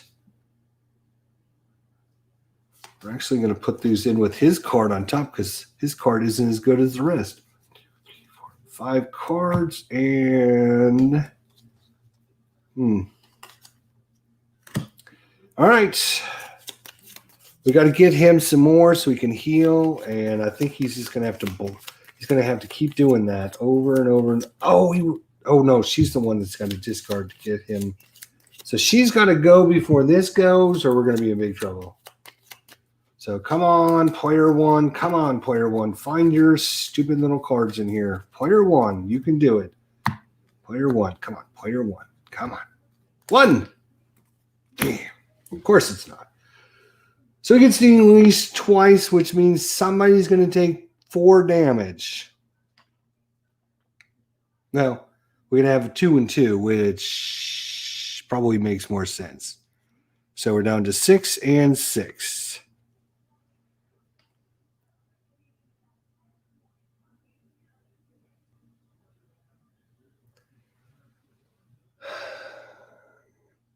Then we have to discard collectively up to 3 cards. Well, she can only get rid of this one because she needs 3, 4, 5, 6, 7, 8. Oh, wait. She can actually get rid of...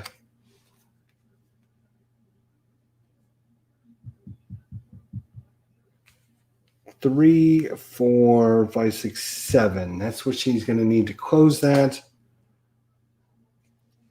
So do we want this one or the Blood Jewel? Yeah, the Blood Jewel isn't doing us that much right now, so let's get rid of that. Oh, no, wait, that's a 3. We can't do that. We need... Yeah, we'll just get rid of this. That's fine. All right. So that's 1 card. And we'll get rid of...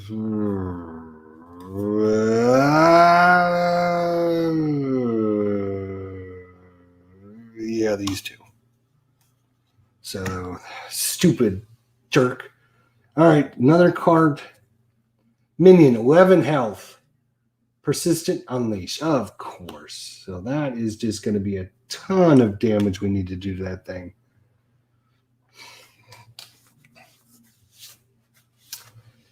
All right, so that was the Nemesis. If he goes again, we're screwed. Okay, 2. Well, so 1 damage. Woohoo! Well, we'll take this guy down to 10 points of damage. He's going to get his Nova Force and his Spark, and he's going to have 1 crystal, which does nothing. So he will just discard it. 1, 2, 3, 4, 5.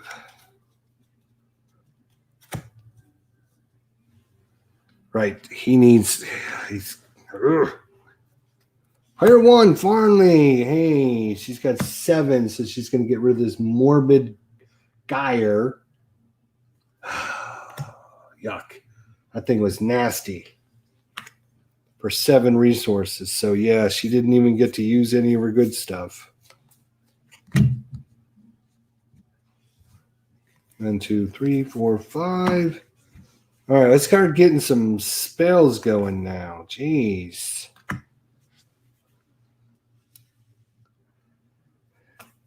Player 2.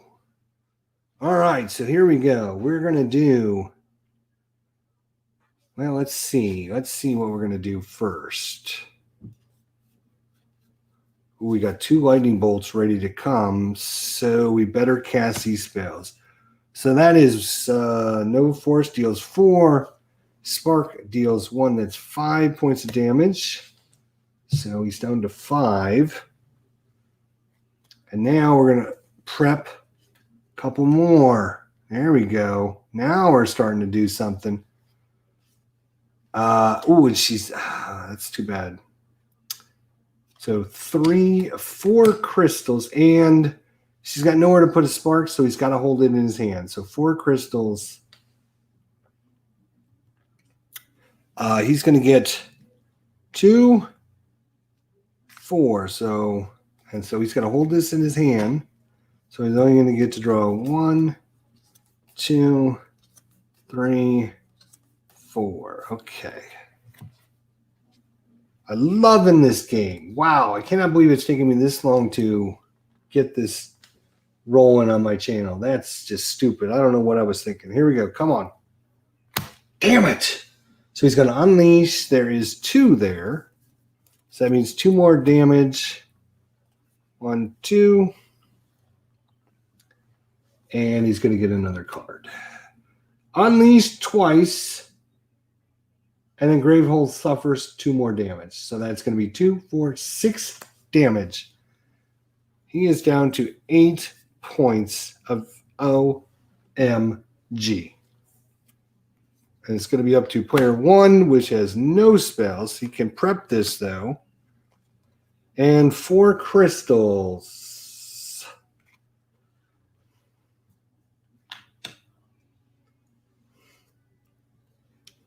She's going to spend 2, 4.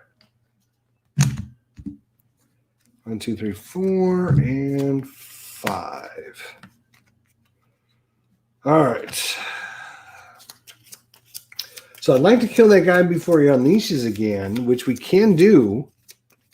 Both of them, because that does 4 damage plus 1 because of the breach. That's 5 damage. If he goes, he can kill it. It'll be overkill, but he can use those extra points on the main boss. Come on now. Let's find a good order here. No. Damn. That's 2 more damage on a hero. And another guy coming in. 8. If the Titan has 5 or more Nemesis tokens, it loses a Nemesis token. Otherwise, Gravehold suffers damage. So he will start losing if we don't kill this guy. 2, player 2. All righty, here we go. Ooh. So that's 3 damage. All right, so we better take this slow. Deal 3 damage. You may discard a card in hand. If you do, a player then focuses their closed breach with the lowest right. So he will discard a card, which is going to be this crystal. And she's going to get to open that up a little bit better. Then he's going to do another 3 damage. So that's 6 damage.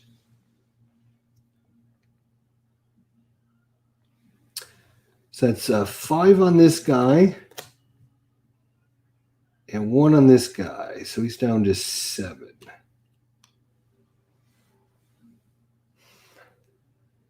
And he will discard again. And in this case, he will... Oh, spark, really? That 1 damage might help. She's only going to do 4 to him. Yeah, let's see. 2, 4, 5. 5.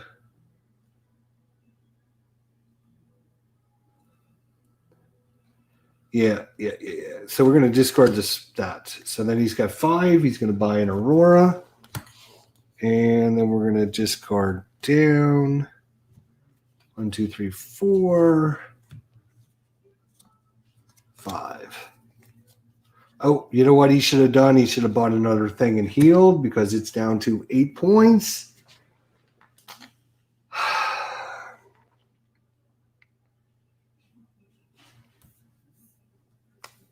Oh, damn. If he has 5 or more, he loses 1.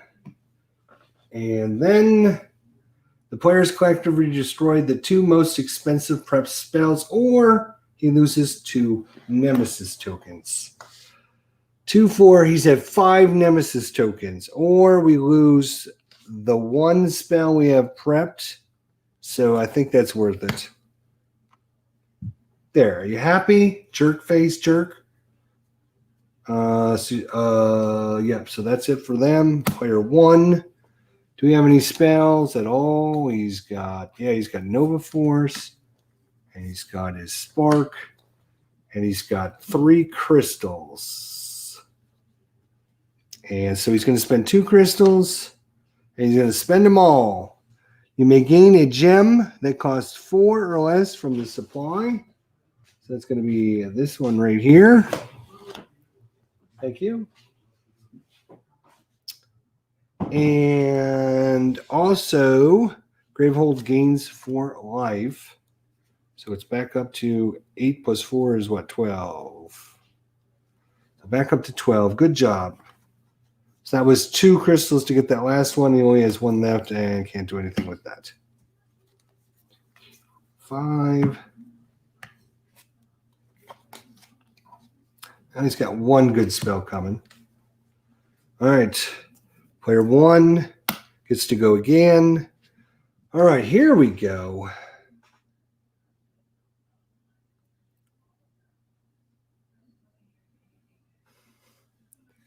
For 5 damage.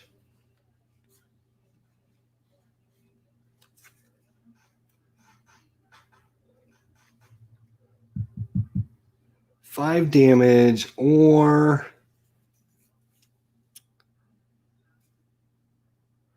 he could keep that spell in and do 1 point of damage, and then he would gain 2 resources that he can get to spy a spell. Let's see how many resources he has here. So he has 1, 2, 3, 4, 5. He has 5. He can get another Aurora.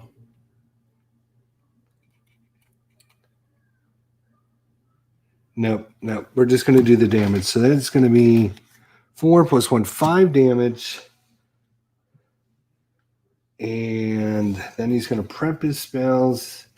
Another lightning bolt, another spark. He's going to have 3, 4, 5 resources. And for him, he wants the Aurora, because if he doesn't cast him, he can start getting charges, which will heal Gravehold a little bit faster. 5. All right, I think the last one's going to be player 2, right? Yeah, player 2. He's only got 1 stinking spark.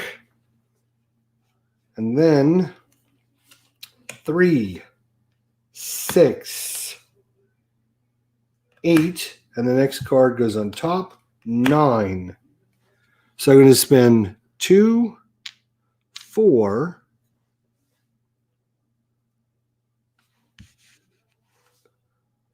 so it's 4. I have 5 left.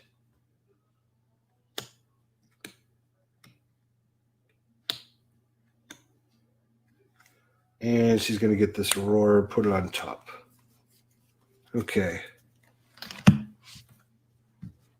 1, 2, 3, 4, 5. All right, come on, people. We need to get some more goodies. She didn't want to spend this because her power is to destroy 2 cards in her discard pile that costs 0. And right now she only has 1 card in there that costs 0. So she's got to wait until she gets a better opportunity to use that.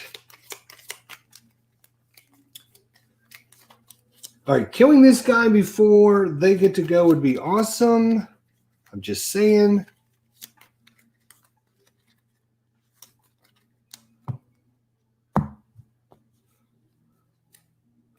Fuck!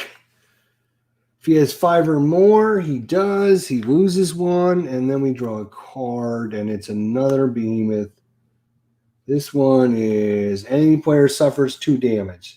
If this minion has 8 or less life, Umbra Titan loses 1 Nemesis token.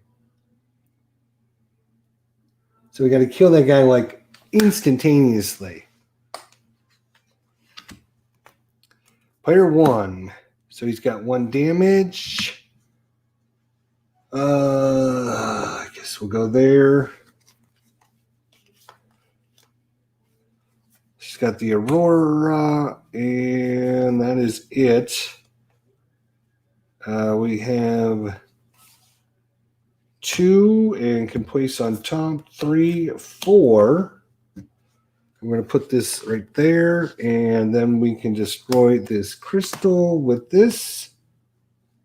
You could also destroy it to gain 1 life to Gravehole, but it's not her job. That is Mazza Harden over there. What are you doing, buddy?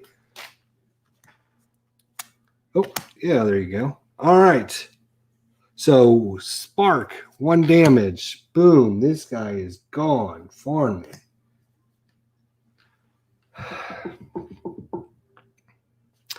Boom. Cast the lightning bolt. 3 damage. Down to 6.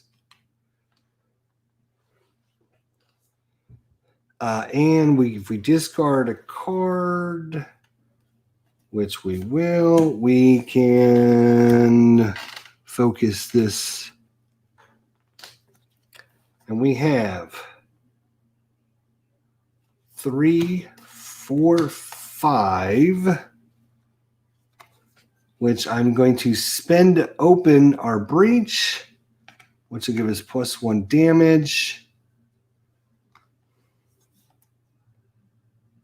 We're going to put our, I'm going to slide this over a little bit. Hopefully you guys will still be able to see it. Put our jagged thing, and we'll put our Aurora there. So that was her 5. 1, 2, 3, 4, 5. I almost shuffled there, which you do not do. I'm just so used to shuffling. Oh, he's got a no good hand. Just nothing but money. Nemesis. Any player suffer 2 damage. And if this minion is 8 or less life, oh, he loses a token because he's got 8 or less. God, he's down to 3. And it's got to be him. He's got to go down to 2.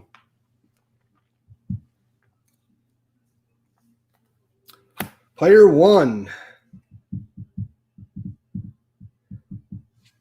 How many cards does she have in her discard pile that costs? There we go. All right, we can activate this now finally. So she's going to spend her charges. Destroy up to 2 cards in your discard pile that cost 0. So she will get rid of the 2 crystals. Okay, that's good. Any ally draws 1 card. That'll be our friend over there. And he also gains 2 life. So he's back to 4. Good job. Oh,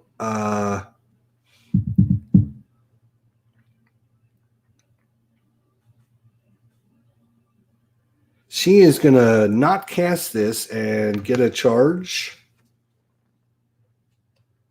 That's stupid because so she will cast this. And I should have done that first. 3 damage. So 3 damage. And I'm sorry, 4 damage because it was might not have been there. I don't remember. So she's gonna. Oh damn! She's got an extra spell here. 5, 3, 4, 5. The next card can go on top. And I guess this will be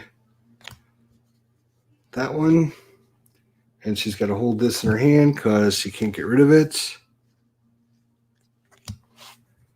1, 2, 3, 4.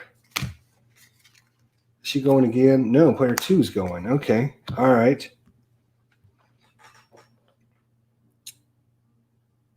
All right. So he's going to cast his Jagged Lightning.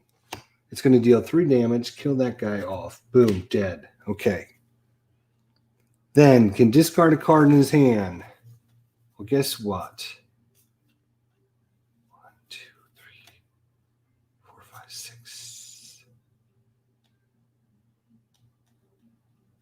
He's actually going to discard his special card.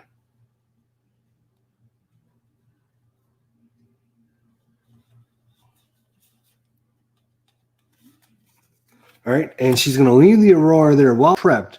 Once per turn during your main phase, you may gain 1 charge. So he's going to gain a charge. Then he's going to prep his Nova Force. And he's going to get 3, 4, 5, 6 to get 2, 4, 6. And then he's going to spend this.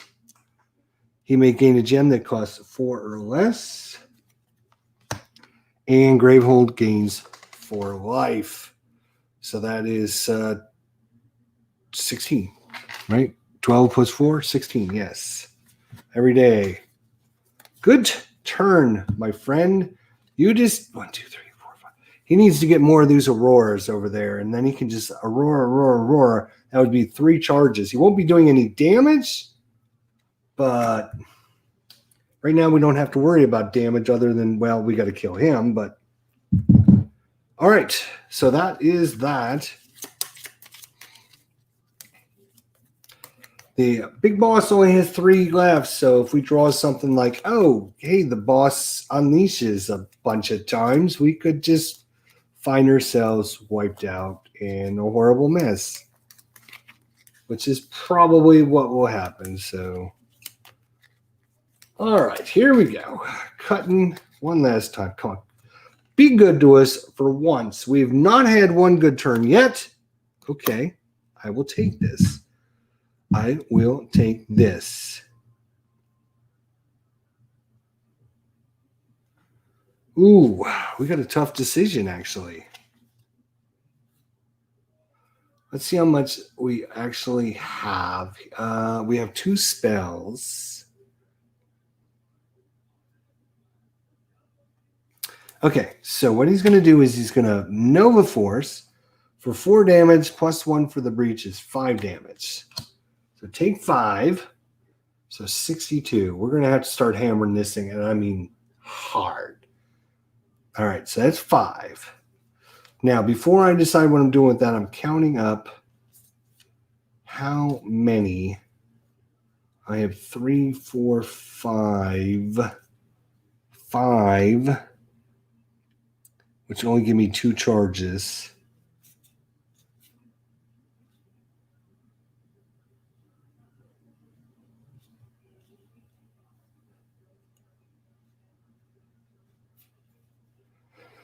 All right, I will leave the Aurora there and gain a charge. I am going to... I'm just wondering, if I put that there, is that considered prep then? Let me check the rule book. Because I'm wondering if I've been doing that spell wrong. Because I've been waiting until the following turn, but if I put a card down, is that considered prepped or only once it... is there like a glossary of terms here? What's prepped would be? You know what? I'm not going to look it up. I'm probably playing this. I've been not doing this power when I put the card down. I have to wait till the next turn. And so I don't get to cast it. Maybe I'm doing that wrong. Maybe you're once prepped, which means when you put it down, you can then automatically get it. I guess I should look, because that is really going to make or break whether we win this or lose it.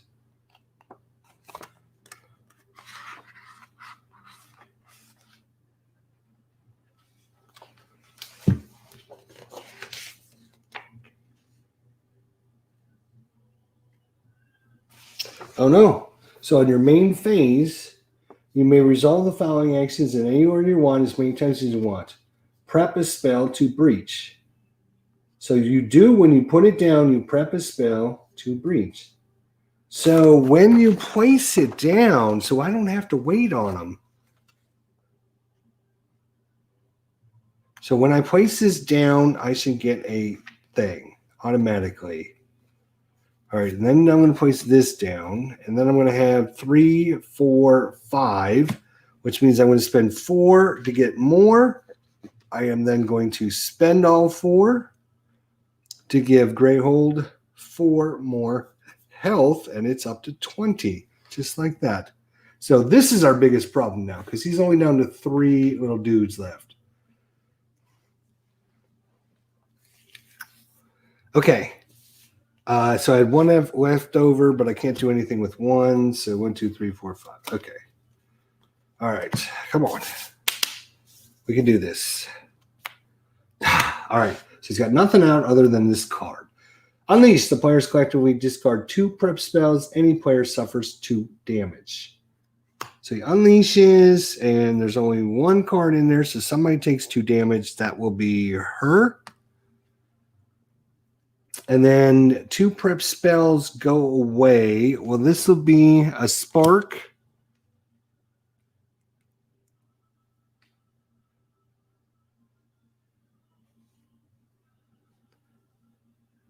And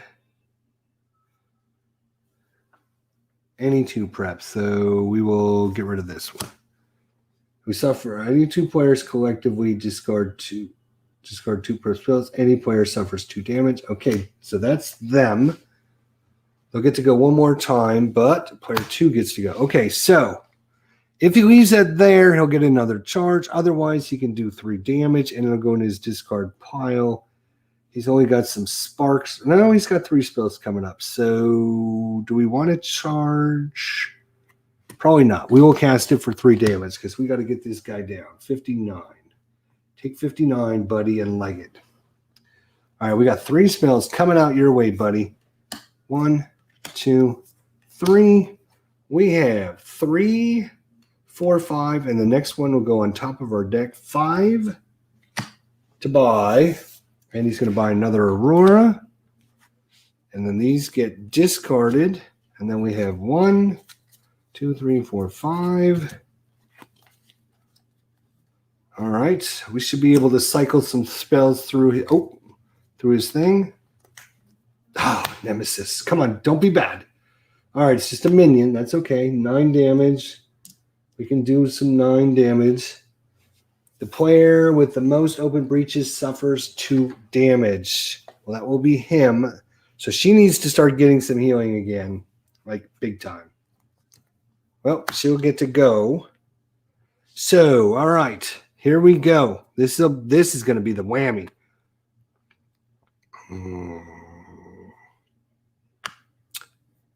So this is going to be 4 damage because it's in the +1. And you may discard a card in your hand, which we only have 1, 2, 3, 4, 5.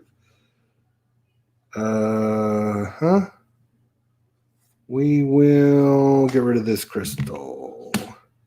And then we will rotate his thing. Okay. Then we're going to do 3 damage. Oh, wait a minute. Did we do the other damage? We did not. So that's 6 damage. So from 9, he's going to be down to 3. All right. And we will discard another card and focus it again. And then she will prep her Aurora. She will gain a charge, which I've been doing wrong. I've been waiting too long for that.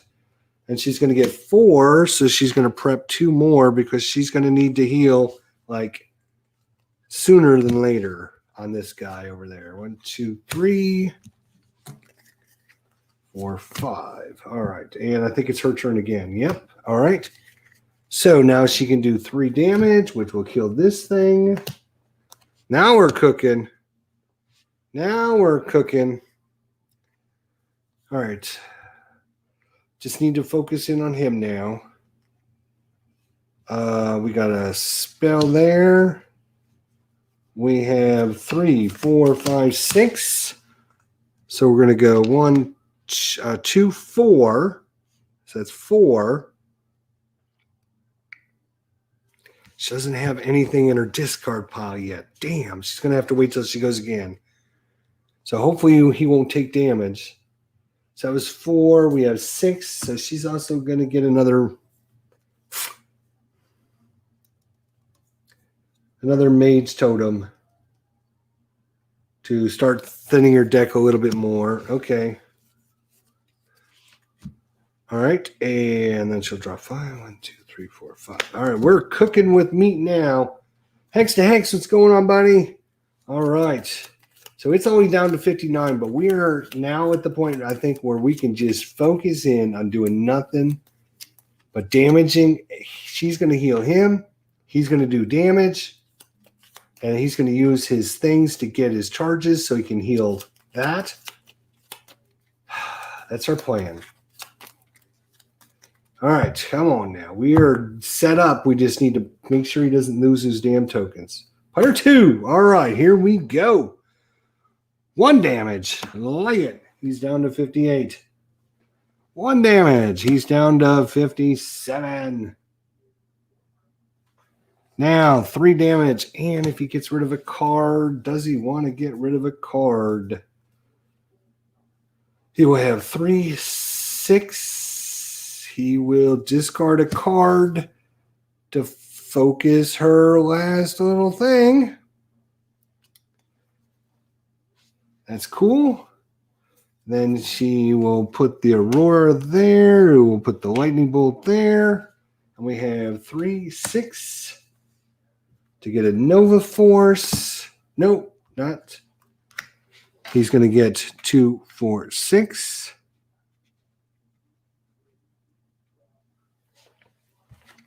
That goes away. 1, 2, 3, 4, 5. If we can just make sure he doesn't lose any more tokens, we'll be okay. 1, yes. Deal 3 damage.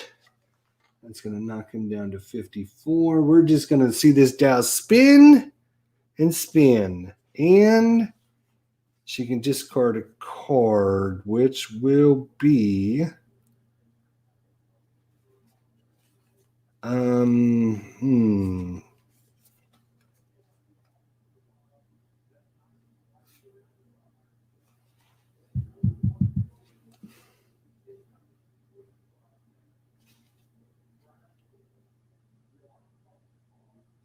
Oops, wait a second. Why is...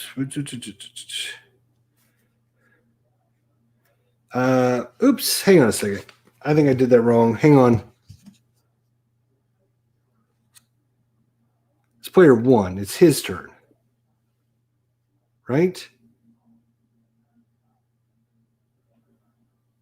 Yes, player 1 is his turn. For some reason, I was doing her turn. I think. I'm a little confused right now, but I think that's what happened. I'm not sure why I was looking in her deck, is why I'm questioning what I'm doing. But player 1, right? It's his turn. He's player 1.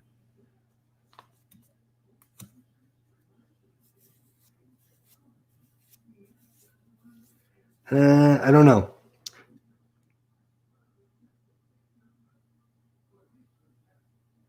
So he's going to cast this for 3 damage.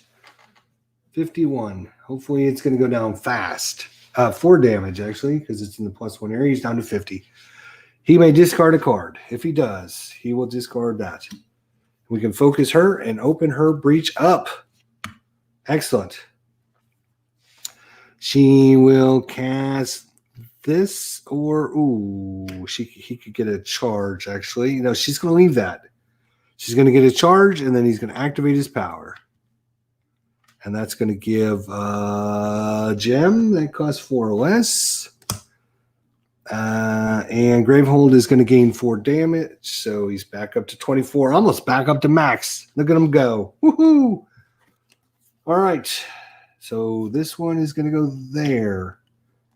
And he's going to have 3, 4, 5.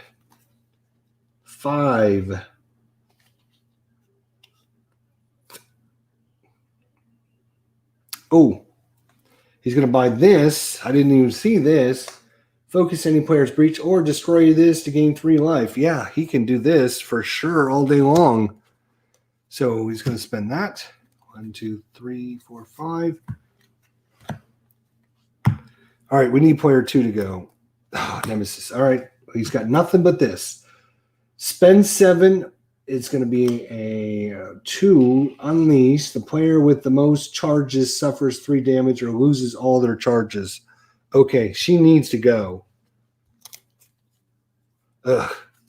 She needs to go because she's got all her charges. So player 2, please. Yes. Yes. She will go first. Yay. Oh, wait a second. Can't do this yet because we're in this phase. So this is going to do 4 damage. And she could discard a card.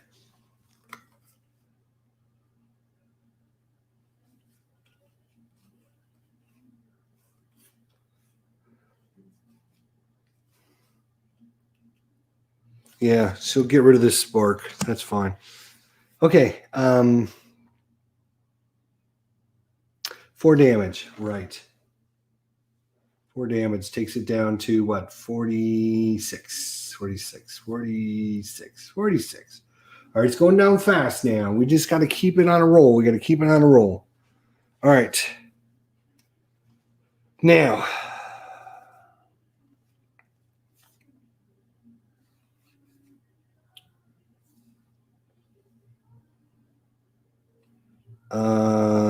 destroy agent. Okay, so now she's going to go. 1, 2, 3, 4, 5. So destroy up to 2 cards in your discard pile that cost 2. And they are going to be... She's going to get rid of this spark. And the money one. Or, you know what? She's going to get rid of both money ones. So keep the spark. That's fine. She actually has this mage totem in with a bunch of stuff she doesn't want to destroy. So she will actually destroy this out of the game to give Greyhold 1 life. So it's got rid of a couple cards and now it healed. That's fine. It did its job. It's fine. All right, so we can place the next card on top. That's 2, 4, 5, 6, 7. She's going to buy a Nova Force and be done. 5. All right, so more importantly, we need the Nemesis. So this is going to go off once. Then he's going to get another card. Power 2, unleash twice. The players collectively destroy the 2 most expensive prep spells. Oh, and there's no way around that. Nothing we can do to prevent that. All right, last player, player 1. She's got nothing prepped, but she is getting ready. She is going to do this, and this, and this, and then she's going to get a thing. Next card can go on the top of her deck, and that's 5.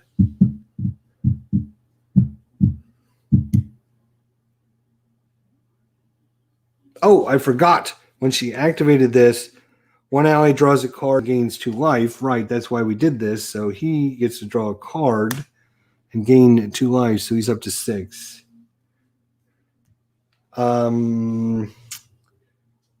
So what did we have here? 3, 4, 5. She's going to buy one of these fetishes so she can gain some life back. 1, 2, 3, 4, 5. Okie dokie. All right. So unfortunately, we're going to be in trouble. Because when next time he gets to go, he's going to unleash. The player with the most charges is going to suffer 3 damage and lose all of their charges, which is going to be her. But she's only got 1 charge anyways, so that's not a big deal. And player 2 gets to go first. All right. So this is going to be some damage here. Can she? No, she doesn't have enough. I was hoping she'd be able to close that breach. Can he close it? 3, 4, 5. Nope, it's going to go off because neither one of our mages have enough. Ugh. All right, well, we'll just deal with that when we get it. All right, so Nova Force is going to go off. It's going to do 5 damage. This is going to do 4 damage. And we're going to focus his breach over there by discarding a card, which will be the Spark, actually, I think.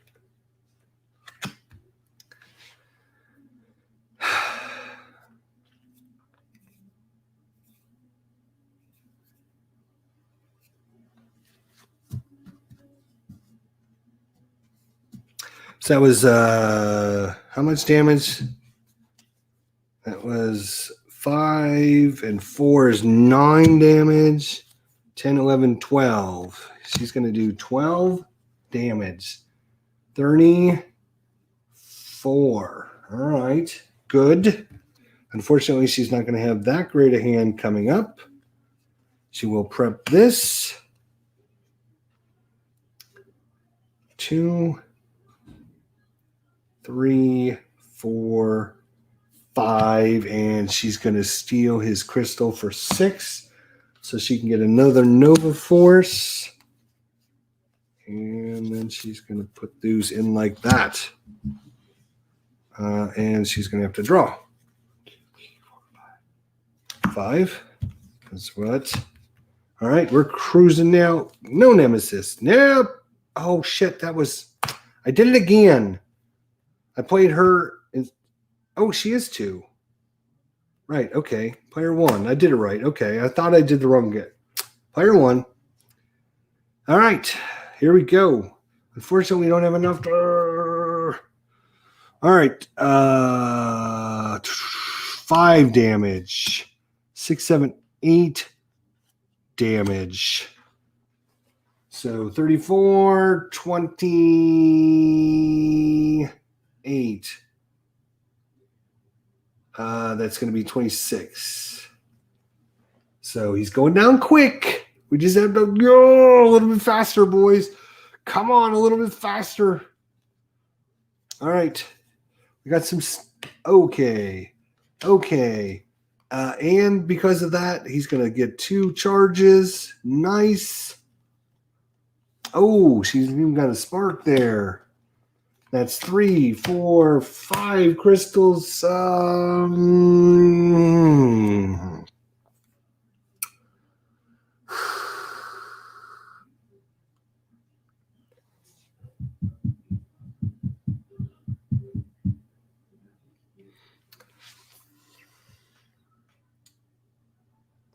So he wants to take this damage.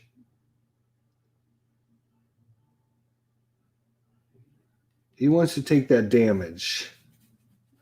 So with 5 crystals, he's going to buy another one of these fetishes to heal. So he's going to leave that. He's going to leave that stuff there so he can actually take the damage when that goes off. I think is what we want to do.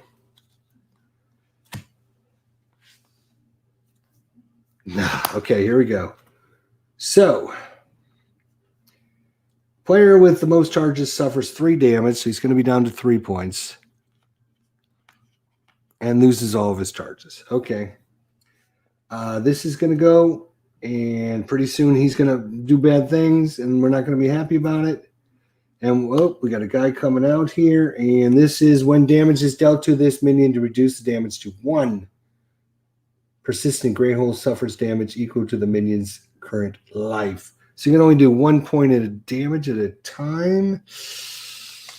Okay, all right. I'm not happy about that, but okay. All right, whatever. We just have to zap it a little bit here and there.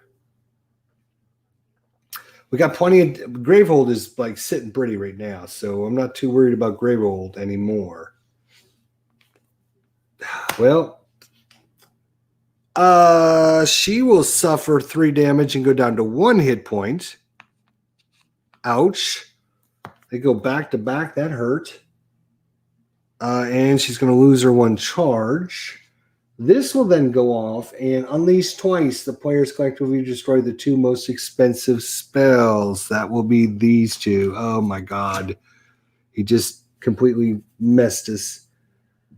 There is 2 Nemesis in here, which means Greyhold will suffer 2, 4, 6. So it's back down to 19. Well, I just spoke a little bit too soon on, well, it's doing fine, didn't I? And then damage is down. Persistent Greyhold suffers damage. Oh, so 5 more off from that guy. 1, 2, 3, 4, 5. So it's down to 14. Well, God, what happened? And we got another card. We got to spend 8 to get rid of this.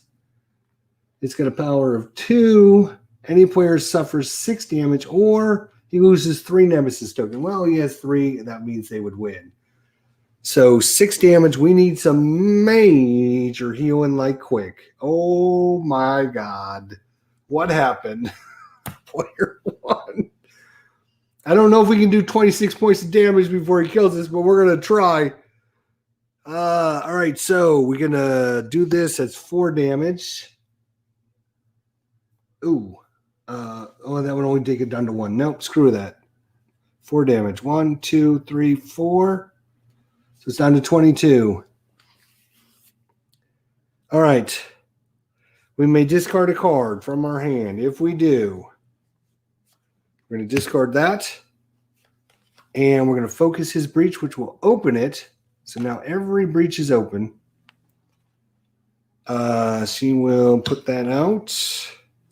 She will put this out. She will destroy this mage item to give it 1 point of health. And then she has 3, which she could use to buy another one of these things. So I guess we will. 5. Well, I know it's going to be, who's it going to be? It's going to be player 2, I think. Oh, I did it again. I did her turn. Right, so let's just say that one came out, and then now it's his turn. Okay. I got to stop rushing. I'm trying to get this done for you guys. So, all right, so it is his turn now. He's going to do, 1 point of damage. Well, he might as well hit that guy, because, and then his spells. Right, he's got the lightning bolt. He has the sparks and the sparks.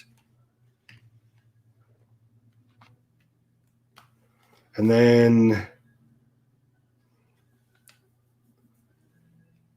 place the next card on top, but he's only going to have 3. Again, not great. There's no spells left. He should start working on this again, unless...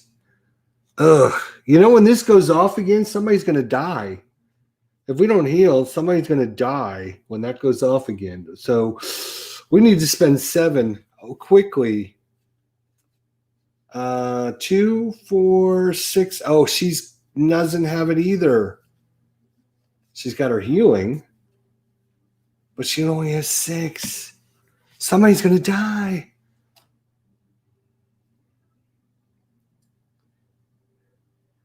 So 3. I guess he's going to buy this. 1, 2, 3, 4, 5.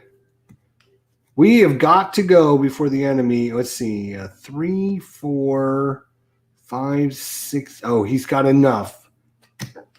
If he goes before the enemy goes, we can get rid of that and we won't lose a hero. Oh, jeez. Player 1 needs to go.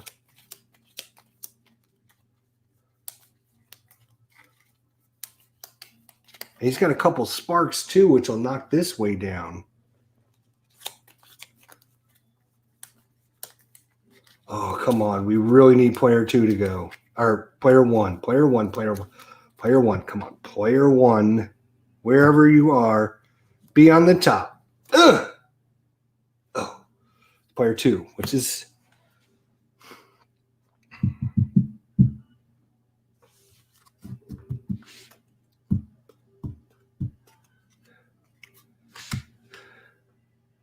All right. That's going to be 4 damage. And 4 damage. That's 8. 8 is going to take him to 22 would be what? 14.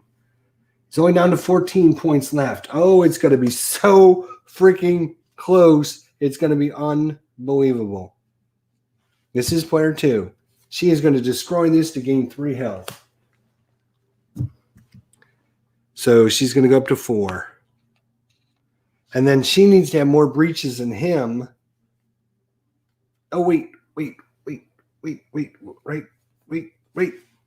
Player 2, right. Yeah, she can do it, right? 2, 4, 6. No. Oh, no. 2, 4, 6, 7. Yes. Because these are level 3 cards. Right. So she does have the 7. Holy crap.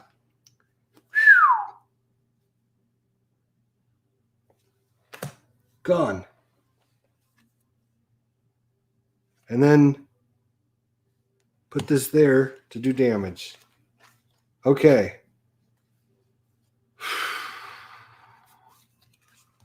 Wow, that was close. It's only down to 14. It's down to 14. If player 1 could go, that would be so lovely. Seriously. Yes. Oh. So 1 damage, which we're going to do on this guy. Oh, wait a minute. Let me think about this. She's going to do 4, 5, 6. He can do 7 and knock that down to 7 hit points left. What spell does he have coming? Oh. Yeah, we can't afford it. Okay, so spark for 1. So he's going to go down to 3. Spark for 1. He's going to go down to 2. So he's not going to be doing a lot of damage. He'll do a little bit, which is fine. And then this is going to do 4 damage. So he's down to 10. 10 points left. Oh my gosh. 10 stinking points left. He's got no... Oh, he does have 1 spell to prep. He's going to have 3... He's going to have 3, 6, 9, 10. So he's going to spend 2, 4, 6. He's going to activate it. And that's going to heal back up 4 points. So it's up to 19. And he can get one of these things. No, we don't need more money. We need more spells. So he's not going to get it. So that was 6. How much did he have? 3, 6, 9, 10. So he's got 4 left. He's going to get another one of these to try and heal. It's probably going to be too late. He probably won't get it. 5. So we know the Nemesis cards are coming, though. Oh, there's his healing. We needed that. Oh, and he's got spells coming, too. Oh, my gosh. Ugh. Player 1. No. She's not going to. Oh, jeez.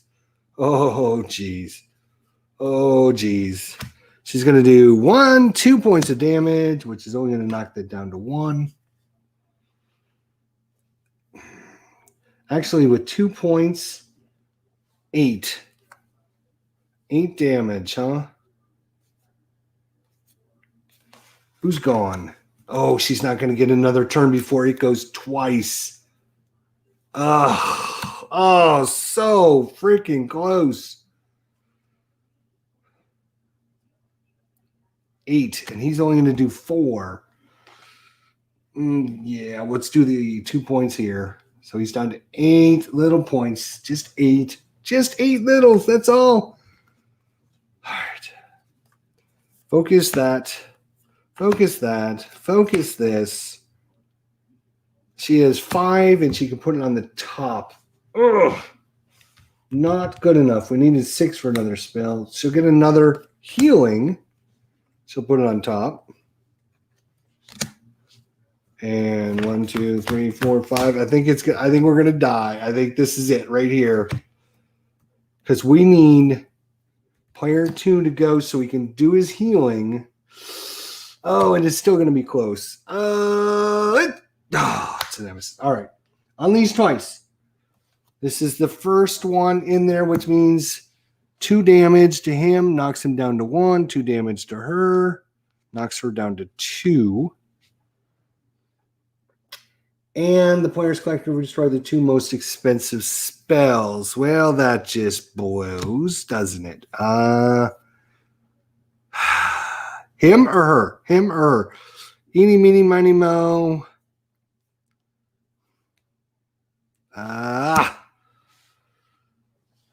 Screw you. This guy will do 2 points of damage to Gravehold. Well, that's no big deal. This will only lose a charge.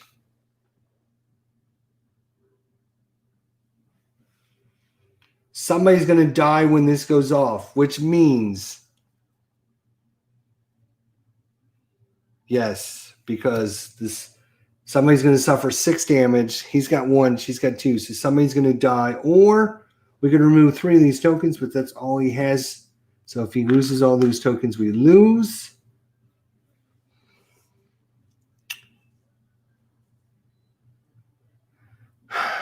Damn, so close. And what? We still have to do another card yet, too.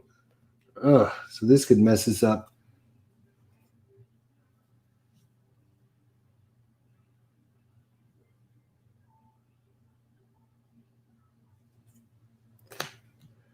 Unleash twice. Oh. Unleash twice because there's only 1 nemesis card in there. Somebody takes 2 damage, which kills her. And the other player takes 2 damage, which kills him. That means everyone is wiped out. Oh my gosh. No.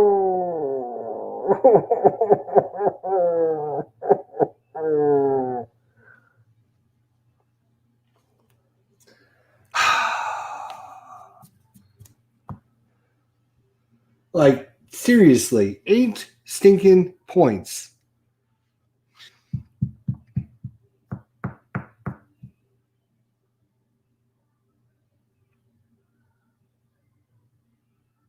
We could have done 4, 5. So, I mean, we'd have to go through another turn. But he also, he gets to go again after that, too. That's brutal. Oh, damn. Oh, my God. Brutal. Coming down the wire. We just couldn't get anything to go early, and by the time we got rolling, it was just too late. We couldn't catch up. Couldn't catch up to him. Dang. We did a good job of getting, healing back up the Greyhold. I mean, it was down to like 8 points at one point. Then we got it all the way up to like 27 or 28. I think we spent too much time healing that. We should have spent more time going after the boss, the nemesis. I was too worried about when it got really low. It went down really fast, and I wanted to get it pretty high. And maybe I should have spent less of that. If I would have bought a couple more spells, he would have been able to do a little bit more damage, and we wouldn't, 17 health. If it would have only been 7 health, we would have still won, though, So, damn. So close. so darn close for our first try. Ugh. And these cards, I didn't realize they're so good. Gain 3 health. We need to start buying these a little bit earlier. We should have started buying these a little bit earlier. That's pretty good spell, I'll say. Pretty good spell.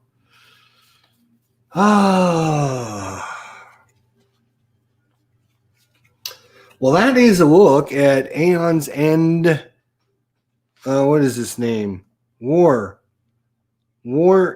Eternal. The original scenario. Now I got to set it up and do it all over again because we couldn't complete it. Loser.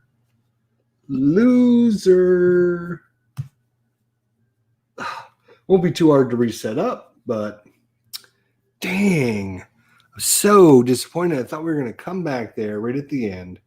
Oh, these are the ones we took out because it's only a 2-player game. All right. Well, that's a look. That's a look for you.